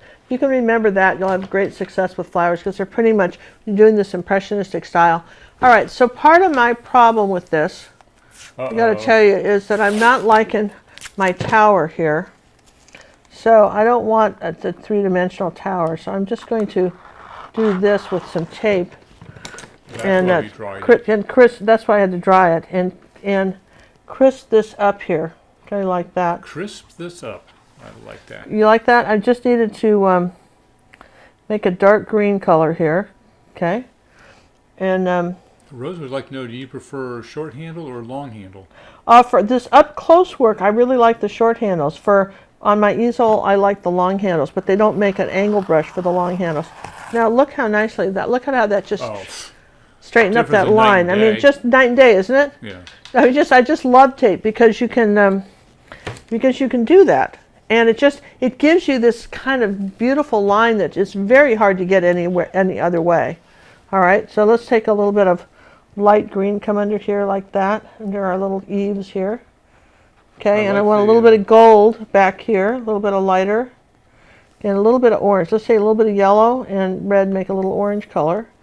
I want to come back here. I want to suggest that back in the back here, this sort of reddy gold orange color, that back in the back there might be, if you were hiking back here or something, you might just wander off this way. What do you think? You might you might be able to just sneak back into those woods, something like that, right? I like that. You could just sneak back into the woods, and we'll put a little dark area here too. And sneak, there you go, little tiny trail back into the woods, just something. So you can go back there. It's good to have that. And then in the picture, there was a little tree here. Let me just show you next to the. See my little tree next to the church, little tree, and I did it, put it in the first place. I think I will. I think this is too. This brings, if you don't put the tree, this brings our pine trees too close. Yeah, it brings them forward. So what we have to do is we have to make a little brighter green now.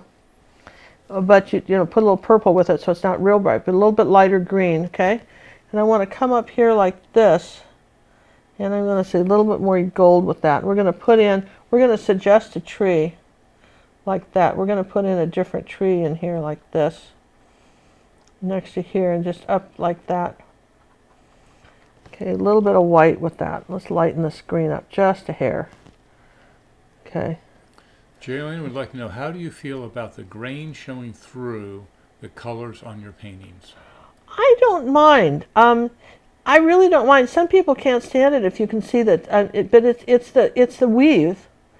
If you don't like that, then you should paint on board. I don't mind. I think it's people. If you go to a museum and you look at some of the canvases, you can actually see the raw canvas underneath there. Okay, and it's kind of cool. And I don't dislike it. All right, I'm just saying that. See here? See, we're just saying there's a little tree here. See what a difference that made? See, and that pushed these hills back. See, push those back, brought this forward, like that, and just gonna bring a few little leaves forward. I don't want it too bright a green, but I want to bring that forward just a bit, just like that, just a little bit here, and maybe a little gold growing up here. I don't want to get too crazy with the flowers and everything growing around here. There might be a little vine growing up on our church here, something like that, and something in front of our window so we don't have to talk about whatever this is. I don't know what that was in the picture, but I added it because it was there. But sometimes I just don't want to discuss it either. So here's some dark green here.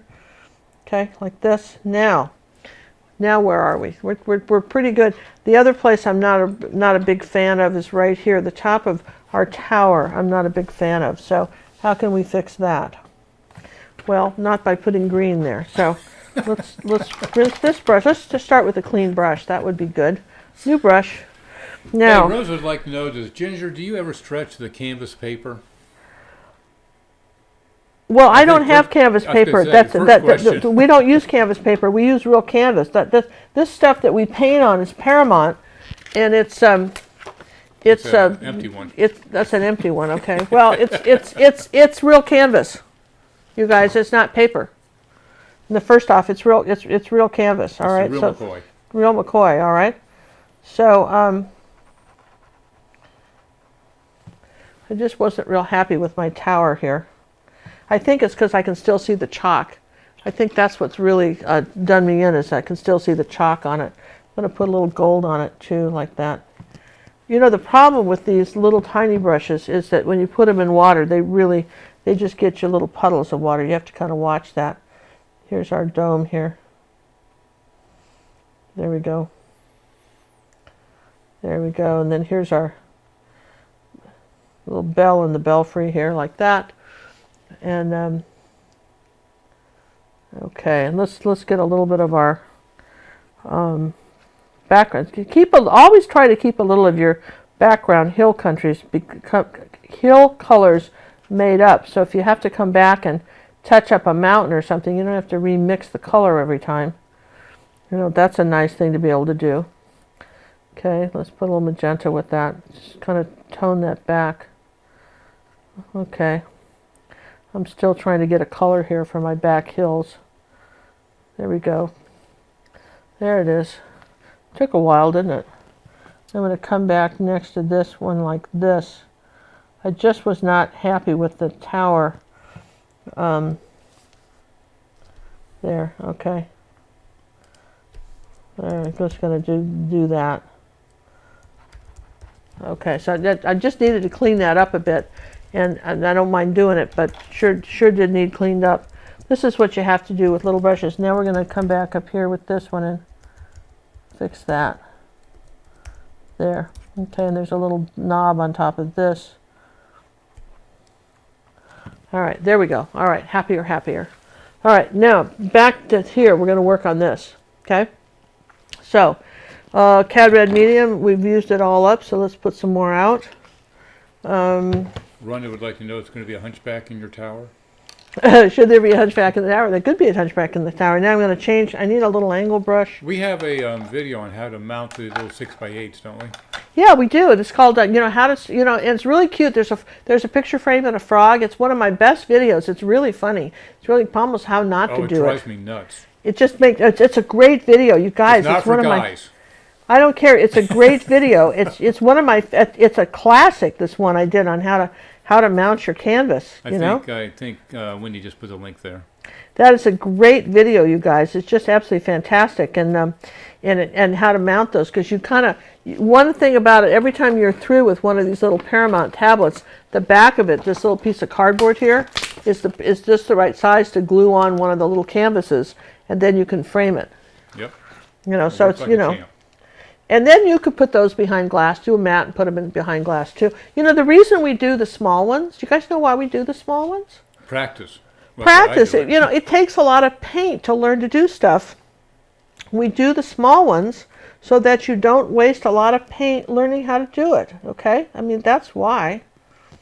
Okay, so it's going to tone that roof down a little bit here, and the same thing here like this. Apparently you had a dog face on that roof up there, because Deborah's saying you covered up the dog's face that was in the circle below the cross. Well, I'm sorry. Didn't mean to cover up the doggy face. Let's see, let's just make a little bit light Might here. have to go back and see what that looks like. Okay, just going to lighten this up a little bit. There we go. I don't know, why did I do that? I should have dried it. That was my mistake. I didn't dry it. Here you go. This is the problem when you don't dry things. Okay, so, all right, now, oh, actually, I kind of like that now. All right, moving along. Let's put some more yellow out somewhere. Kind of running out of places to mix, but I want to do a little bit of yellow. Tiny bit of cad red medium, make a bright color back up here like this. Want to come in, let's see, it's a little more yellow. Want to come in here like this. This is our next layer of yellow, and is opposite purple on the color wheel. Yeah, remember? Everybody remembers that? So we're just putting a little bit of Oh, we've gone yellow. an hour and a half and not a hiccup from YouTube at all tonight. Oh, Why? that's good. Just don't difference? don't jinx it by saying too much, Oh, right? sorry. Yeah. Yeah. Okay. All right. So we got a little bit of this yellow in here like that. See, because just a touch of it. Not, you don't get crazy with it. And let's take a little bit of this orange color. Make a little bit deeper orange. Now let's come back here and see where we need to break up anything. Is that still the number 2 brush? This is this is an angle, 3/8 inch angle. Okay. 3/8 inch angle. Good point, because I didn't. Well, it looked bigger, and I didn't remember. Yeah, just going to come back here like this with a little bit of the red. Now I've got a little bit redders here, so I want a little bit of a, going to use red almost as my shadow color here. See, like that? So you're going to say there's a little bit of red coming off this way on my shadow colors. And then I want to take that cad red medium, and add a few dots of just some red flowers in here up in the front. Did you know that, for instance, the stuff, weeds grow in it, it's not pure, okay? Other little things bloom in here, so it's kind of nice to add a few dots of red here, break that up just in a couple places like that. We'll put a few over here too. And again, we want to put a little bit of red. This is cad red medium, just a touch. Just to kind of, it gives a little drama when you do that, and just pull that out. Okay, like this. It's just, again, it makes it, gives it like a little shadow, a little bit of a drama color. Now what we didn't do was put in the light green in our lavender, which is pretty. We didn't do that. And let's do that now. Let's take a yellow and phthalo blue and white, and let's make a pretty bright green. Now this is, normally you wouldn't want anything this bright, but we're going to do it in the front. More yellow than, maybe more yellow, okay? I want some bright green right in the front. Now if green and red are complements, so what happens if you touch wet green to red is it goes gray on you. So if you, I would suggest, if you can't be careful, please dry it. We're just doing a few little taps of the lighter green, and the same thing here. Right in here, I'm just doing a few little dots of the, maybe there's some green grass and something along here too. I'm breaking this up with a little bit of green. Just a few little, just in the front, not way back there, but just in the front. And I'm kind of over here now. Just breaking this up with a few of that, like that. Oh, while we're doing that, John, let's do one last trivia. Here, back up here. Yep. 3. Oh, 3. No 6 tonight. 3. Did you want a 6? I'm love sure 6. they would be happy to answer 6 if you want to do a 6. No, we're doing a win. We got to win. All right, 6. So we're doing our art trivia again. Last little art trivia game here. And I want to shout out to our Wendy and Kim, and is Carol here? Our moderators. Who's Carol? I don't know. Did Do we have a new Carol? No, we don't have a Carol. Did you sign somebody? No. Am I missing something here? Who are our moderators tonight, John? We have Kim, Wendy, and we had Sandra on earlier, but it's bedtime for her, I'm sure, by now. Oh, thanks, Sandra. And listen, you guys... Yeah, thank her now when she's gone. Well, she might come back and watch it. You never know, right? Then I'll thank her. I try to remember to do that. And again, if you hadn't... Here's the thing. If you guys share this on Facebook. Apparently, YouTube will put this... If it's shared on Facebook, it delights YouTube, and they will show our video more. It delights YouTube. Yeah, this is how their algorithm... It looks. It wants to know how many Facebook shares it's had. Not just sharing it around in your playlist is good too, but sharing it. Apparently, sharing it on YouTube. YouTube is Facebook is a big deal for them. I don't know why, but apparently it is. Hey, what's the members lesson for this week? Oh, we have it. Where is it, John? Hey, why I go find it? Let's go find the members lesson for this week, because you won't believe it. We have the coolest lesson for this week. And you're going, what's the membership? Well, if you're a member of GingerCookLive.gallery, we do a new lesson for you guys every week. Okay, now I'm just kind of cleaning up this little belfry thing here a little bit now. Some dark. Make my bell a little better. Okay, and we have a new lesson for you every week, and mostly we get them up by Saturday anyway, sometimes Thursday. Well, John, we just do the best we can. What can I tell you guys, right? Here's our little dark windows like that in our house. And we get a lot done. We do the best we can to get it done and to make sure that it's nice. The copper pot, right? It's the copper pot. Well, that's the other one you're supposed to finish.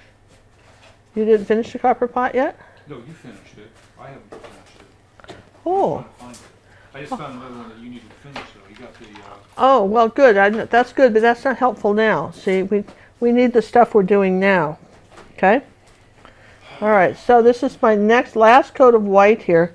Almost have to put more out because everything's kind of blurry. Here we go. Okay, so here we go. So here's the last coat of white on here.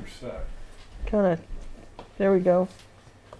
All right. Oh yeah, look at this. This is the. Look at your hands. Are they dry? Can you make sure? Come on. Don't be silly. All right. Here's our copper pot. Is this cool with the eggs and stuff?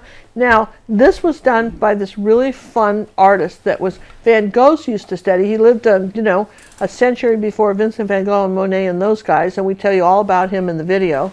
And that's the copper pot and the eggs. And this is from a very, very old painting. How cool is that? All right.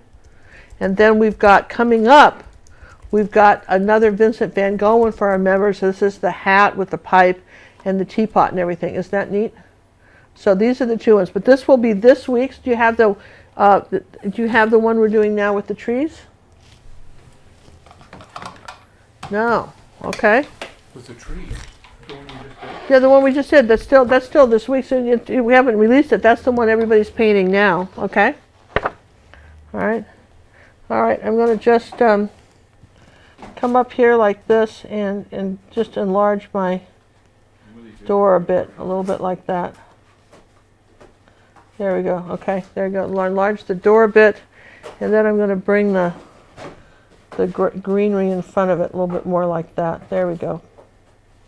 All right, so you know where that was? We just showed that yesterday, so it couldn't be far. Why don't you do a little promo for our Journey John? Oh yeah. Listen, did you guys see Ginger and John paints the final picture? Did you guys see that? Have you seen our final pictures? There's John's final painting from the gate. How cool is that? That's his fifth painting ever in acrylics, and here's mine, and we did the lesson together. Look how well he did. And that lesson is on John's Journey. Ginger teaches John to paint, episode 6. If you haven't seen that, this is a cool. There's 5 and 6 on this. A 2-part lesson. I think the second part's like 2.5 hours, and you kind of paint not at Ginger's speed but at John's speed, which a lot of you like. And thank you very much. And then here's the painting that we did for our members of GingerCookLive.gallery for this week. And this is again by an artist that hung out with Van Gogh. He's a friend of his. He was from Brussels. And, well, friends, they were acquaintances. And he was a lot older and a well-renowned artist in his time, and one of the first impressionists. He hung out with all those guys, and a master of his craft and color. Look at that. So that's called the Pines of Royale, and we talk about the history of the art and everything.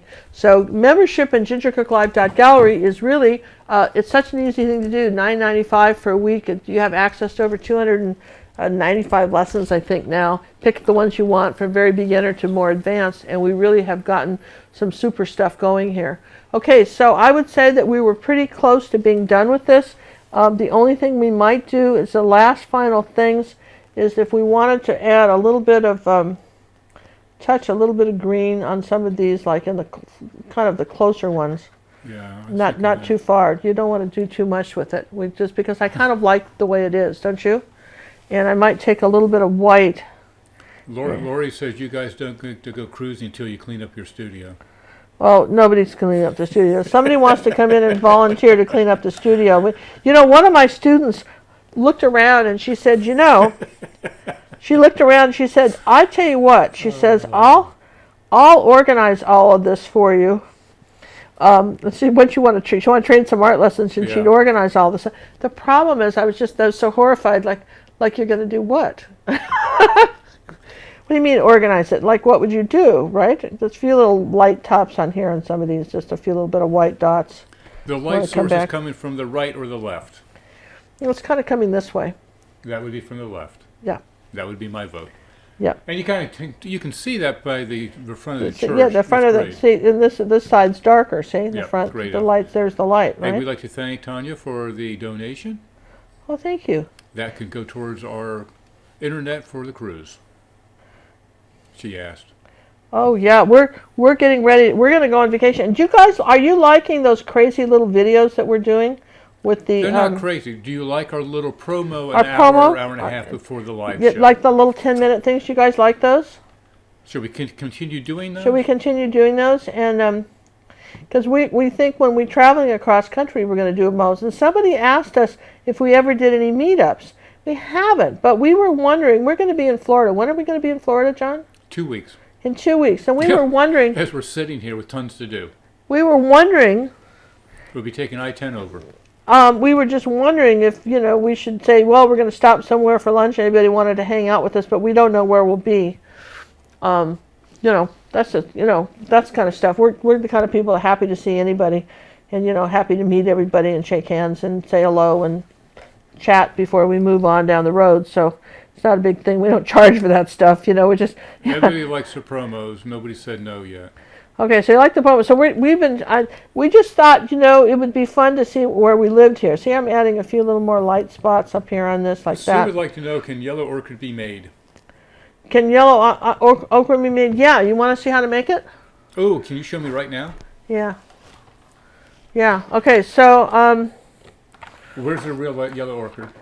Here's some yellow oxide ochre, like this, right? There it is, right? That's the color. That's the color you want to make, kind of that baby poop. Yellow, right? I don't know what you were feeding your child. That was your child didn't have that color baby poop? All he ate was squash. Oh, Cinnamon wouldn't have touched squash. Oh, he turned orange.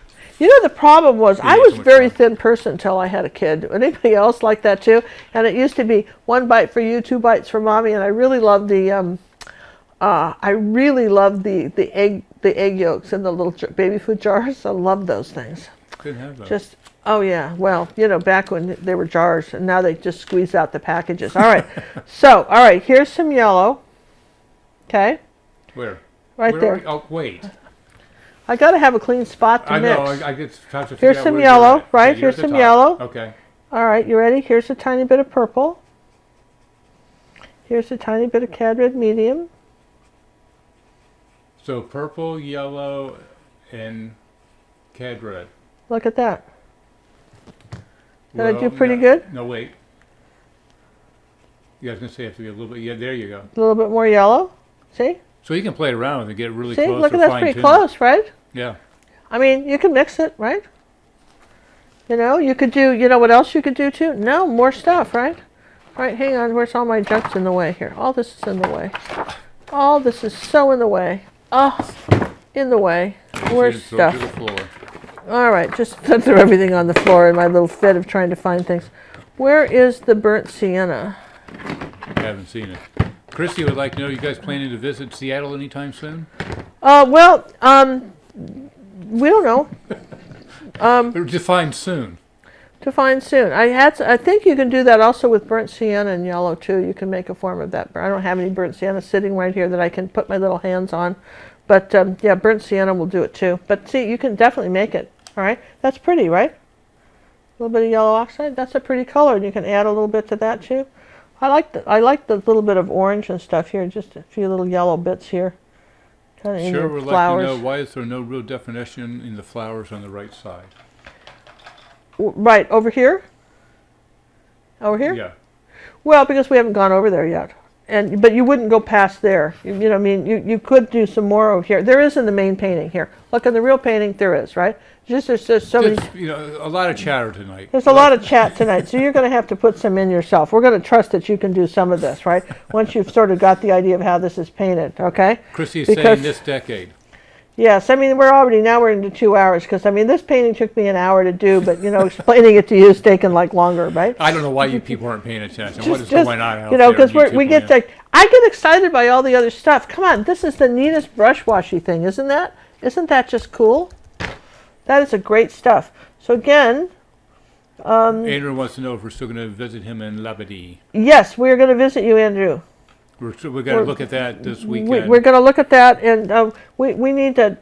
We will send you. So stay by your email so we can correspond. We'll with you. correspond because we plan on trying to visit Andrew in there, and you know, and again, you know, not against. John said, "Did you want to see anybody?" You know, toward on the trip south, but you know, it's just hard to know when we're going down to Miami. Where are we going? Fort Lauderdale. I lied. Fort Lauderdale. See? Miami's the one later. Oh, okay. No. We got, so we're going to take I-10 over to 75 down to Kissimmee, and then we're going to hang around there for a day, and then go down to Lauderdale. All right, that's apparently where we're going. John, John's sister. question We're going to three. go see John's sister, apparently. And she's over on the east. I bet she's already gone. She's Okay. over by Titusville and something else over there. So you can do a few little light ones here. You know, if you wanted to What add a was the few number little three more little question? light Oh, the ones. number 3 question. Oh, great. Hey, see, these people are paying attention. Everybody gets 10 points that figured that out. Add that to your score. Wow, 10 points extra. 10 points extra, right? Yep. I think that's great. They're into this. Could, okay, here we go. Zinedine Zidane have posed for Salvador Dali? Salvador Dali. Yep. Could who? I didn't stutter. Well, yeah, but you didn't say it either. So there's a fine line between stuttering and just not pronouncing it at all. So How about, okay, Zinedine, Zindine, wait a minute, Zinedine, first name, Zidane. How would you say it? I give up. Zinedine, Zidane. Well, okay, that's fair, I guess. Yeah. Yeah. Could he have posed for Dolly? I guess you'd have Well, to know I when guess one you'd was have to born know and when- one was died. Yeah, you'd have to know who this guy was and what he did. I mean, do we care? I mean, who was he? I never heard of him. You know, I thought you were an art expert. No, I just paint acrylics well, and I watch a few history channels, and I've watched some of the, and I watched the Nun with the history of art and stuff like that. And I've, that wonderful nun lady that came on PBS and explained the history of art. And I've watched the videos on the Hermitage. But I don't know, this guy, I don't know who this is. But not to say that we shouldn't know who he is. 10 points for asking for the question. You don't get 10 points for waiting. You all take right, 10 so, points off for that question. all right, so who do we, I mean, who was he, John? Okay, now I have to look him up. I mean, who was this guy? Because I think that's a fair question. that, for instance, Salvador Dali. What was the black thing you just showed? Well, I you must be just- back in the beginning of the movie. Salvador Dali, I'm just kind of lightening this roof up a little bit here, but it had a little dark outline there Let me like go that. to- Salvador Dali was,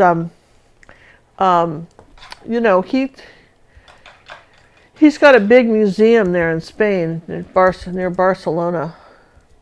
Salvador Dali, and he's Spanish. And I think he lived. He's a soccer player. Salvador Dali? No. I can't believe that's who who they're talking about, though. I don't think he was a soccer player. Well, I'm going to see. Wait a minute. Yep.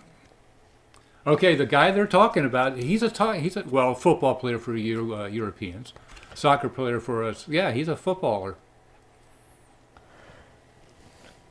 Well, So the question is, could Dali have painted him? no. Okay, do you know when Dali died? Well, I think he died probably in the 40s, didn't he? 1940s? When? 89. 1989? 1989. And our football player was born in 1972. Yeah, but he was a baby, so he wouldn't have played football as a baby. That doesn't matter. That's not the question. The question is, could he have painted him? Could he have posed? As a baby, babies don't pose. They just wiggle around. Have you ever seen a baby? They You ever don't seen a sit baby still long pose? What are you enough. talking about? What are you talking about here? I'm just In adding a little theory, mixing yes, white. he could have. He would have been too young, but he could have. Okay, well, I guess that's the question. Isn't that a strange question to ask, though? Yeah, because that assumes you understand, that you watch football too. I mean, some of us don't watch it. Is that just, the true story? Want to hear a true story about football before we hang up? Before we hang up? This is dates me, right? Can you slam down your princess phone? I don't think so. Do you get the same feeling when you press that little red button as it says nothing? No, I don't get the same feeling at all. Not It's at very all. upsetting, right? So, When you want to slam down the phone, you so don't get that you see, as we're sensation. talking, no, years ago I was living in Aspen, Colorado, and I was like 17, and my friend had this ski shop, and they were raising money for the to I don't know, something for the new high school they were building there in Aspen. They had a raffle, and the first prize was a new car, and the second prize was a saddle and something else. I don't know, Western saddle. So there was this guy in there, and he was getting his skis cleaned and waxed or something. In those days, you used to wax the skis, so now they just put better plastic on the bottoms of them. You used to wax the skis, and depending on what, you had to wax them every day, because if it was colder and the snow was cold, and you had a different wax, then you had all these different colors of waxes. You think acrylic painting is tricky? You see all the waxes you used to carry, and you wax your skis, and then if you had money, you'd go into one of these ski shops, and they would melt the wax and put it on with a brush for you. It was better stuff. Okay, then you could do yourself with your little bar of wax. So this guy was in there in Forrest's, ski shop, and we were all hanging out, just chatting with him, Cinnamon's dad and I. And so this guy, and we're using some light green now in case you're wondering what I'm doing. So this guy came, wanted to buy a raffle ticket, and so Forrest was filling out the paperwork for him, and he just and we gave the address. He says, "What address would you like?" And he said, he said, just you can send it to me in care of Dallas. He gave his name, and then he said, just do it care of Dallas Cowboys, okay? And so then he went on to say how he didn't really care about winning the car, but he wouldn't mind having a saddle. And I'm telling you, I followed football so little, like non-existent, okay? So I looked at him in absolute, total sincerity, because, I was a horse person from the word go. And I'm going, if you're a cowboy, don't you already have a saddle? You're killing me. I did. And I think he wanted us all to be impressed. And me and like 6 million Chinese people had no idea who he was, right? And none of us were impressed. Because we were all skiers, right? And not to be too snotty, but we were the big dogs on the mountain in those days, and the skiing things. I mean, Colby, Cinnamon's dad, was the big dog on the mountain in Aspen at those days. People used to watch us come down the hill and see us. I wasn't that great. I was pretty good, but Colby and I we had matching outfits, and we had these little Russian Cossack hats on, and we had the black parkas and the tight Bogner ski pants, and we were both about the same size and weighed both of us weighed about 130 pounds, and we'd go screaming down the mountain, and people would just get out of our way, So we were sort of the celebrities in those days. Honestly, we were not impressed by the guy from the Dallas Cowboys, and I understand now that he was afraid someone would have his home address. But I think he was shocked that we didn't know who he was. We didn't. So anyway, well, that was if he fun. doesn't have a saddle, I mean, how could you be a cowboy and not have a saddle? Well, and then you have to understand that you can't have a miscellaneous saddle if you're a horse person. The saddle goes not with the rider, it goes with the horse. It has to fit the horse like shoes fit you. Any old saddle doesn't fit any old horse. That's true. It would have to have There's the a right back saddle. injury. Yeah, so double back injury. You have to. When I bought, my horse. When I bought back when Cinnamon was about 10, we did competitive trail riding. And I remember taking my horse to the saddle store and standing outside and putting chalk all over the back, the bottom of the saddle, and then sitting on the horse without the blanket and seeing where it hit. Yeah. So you're going like you know what I'm saying. But anyway, I poor do. guy. So I just Well, thought I do it was, know what you're saying. It's very similar to how you do your painting with chalk. yeah. So anyway, that's what we did. All right. Do you see this? We did a few little more colors in there. Isn't that cute? Now, how fun is this painting? Was this fun? You can back it out now. I think this is pretty good. You don't want to get too much detail back here. And I'd say we did pretty good. Thanks for hanging in there with us. And hope you don't mind the funny Dallas story. But I mean, that was I guess the guy was pretty offended. But well, you know he what? needs to get over it. Yeah, I think I want some magenta in here too, just a zooming little back bit. from your table, it looks like a disaster zone has hit it. Does it? Well, I mean, I'm looking over there. that's probably where these comments about y'all should clean up, right? Can you imagine? I was watching Angeluni before our show.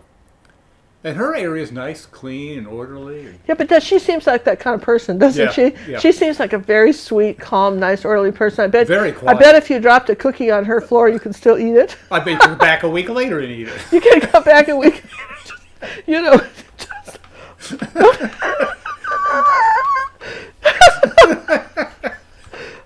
don't have to fight the rats for it. Who gets there first? They get it. Okay.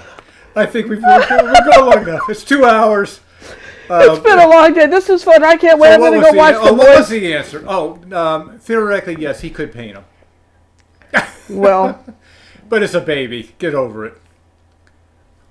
Take a picture. And I paint almost from a had picture. Norman Rockwell paint my cat. Really? Mm-hmm.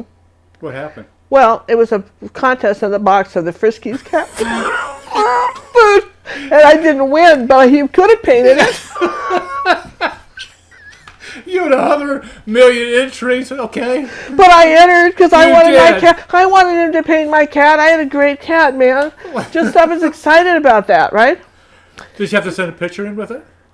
No, just the label. I just didn't win, right? The Friskies box top. I sent it in, boy. But I sent it in. I just imagined what it'd be like to meet him. Ah. Man, I loved him. People didn't think he was an artist. Do you know that? I mean, Really? they thought he was just some sort of illustrator. He didn't count. I thought he was an awesome artist. Yeah. And his Saturday, for those of you who don't know, we're talking about Norman Rockwell. You should look him up. He was the head artist in the Saturday Evening Post. Every cover he did, and fantastic stuff. And he told a story with his paintings, and that's why I know the snotty people didn't like him, but I thought he was great. All right, I think we did pretty good. Don't you think so, you guys? I mean, if you look at this, I would say we've got, back down so we don't have to. you can kind of, and I'll move this palette out. Yeah, put them side by side if you will. I think we got pretty good. I mean, if you, this one, I think, all in all, was pretty close. I think this is the one we worked on now, right? Isn't it? We did this one today. Yeah. Well, you did them both today, but Yeah, the it's one true. that left the one you just finished. Well, but look, see how the mountains meet? Do you see that? How these meet? Well, you did that on purpose, didn't you? Well, but I just want you to know that, we don't, look at that. See, this one, on this side, it's a little higher, right? Yeah, but, But if you, going the other way. it's going the other way, but you could have taken it and come back here. But on this side, man, they meet. Look at that. Look at that. That's kind of cool. The mountains. So I think it's kind of fun. I hope you had fun doing it. Thanks for watching. And, we just have a good time here. And, hope I didn't offend anybody with the fan brush comments. But, you asked me these questions. I'll tell you what I really think, right? Yeah, I mean, that's sorry. Wait, that's kind of how it is, with Ginger. She'll just tell you what you... Well, did I say that time when I was supposed to have jury duty and I was going on vacation? Oh, yeah. And I told Cinnamon, I said, gosh, I don't know what I'm going to do because I'm going to have jury duty. And she says, tell them what you really think, Mom. They'll never take you. And they didn't. I told them what I really thought, and they said, no, thank you. Bye. Yep, enough's enough. Yeah. Hey, we'd like to thank everybody for joining us this evening for the last 2 hours. Thanks. It was fun. If you haven't subscribed, please do so. If you haven't thumbs up us, thank you. Oh, and thank you for the donation for I'm sorry. I couldn't begin to say. For Faridah. Thank you. You're as good as I am. Well, I'm not seeing it in front of me, Oh, does that help? Mm-hmm. Oh. I'm not seeing it in front of me, so if you anyway, can say this was fun. if you can spell your name phonetically for me. And if you're wondering what my T-shirt says, in case anybody was wondering, it says 5 out of 4 people have trouble with fractions. Can you raise your hand if you have trouble with fractions? Just what was I saying you tonight? It was 10 to 1 or a It's half a dozen. 10 to 1, a half a dozen to the other, and you keep going, what? What are you talking about? When we try to decide what road to take, I said 10 to 1, half a dozen to the other. He just doesn't get it. All right. See, night, you guys. Fun. Thanks. Anything else we have to do? Tomorrow we'll be back one more time. Is tomorrow our last session? No. Remember, we only have 2 more Wednesdays left of evening lessons, and then they're going bye-bye. So if you like this kind of thing, let us know. I'd love to know what you want to learn how to paint. It's sort of figured out that it's flowers. We just have sort of tumbled on. I guess the... Thank you, Faridah. So we'd love to know. See, somebody knows how to pronounce things out there. Peridot, right? Faridah. D-A-H. Oh, Peridot. Faridah. Okay. All right. I'm sorry. I'm lost in the conversation. I'm lost. All right. Yes. Good night, you guys. Thanks for watching. Night, Bye. Wait a minute. I got to find the right screen to put up. You can't say goodbye right now. Why can't I? I just did. But you can't do it that way. Now you can. Bye. Now you say, night, Ginger. Night, Ginger. Good night, Sammy, wherever you are. Jeez. Night, John. Night, Ginger. Night, Ginger.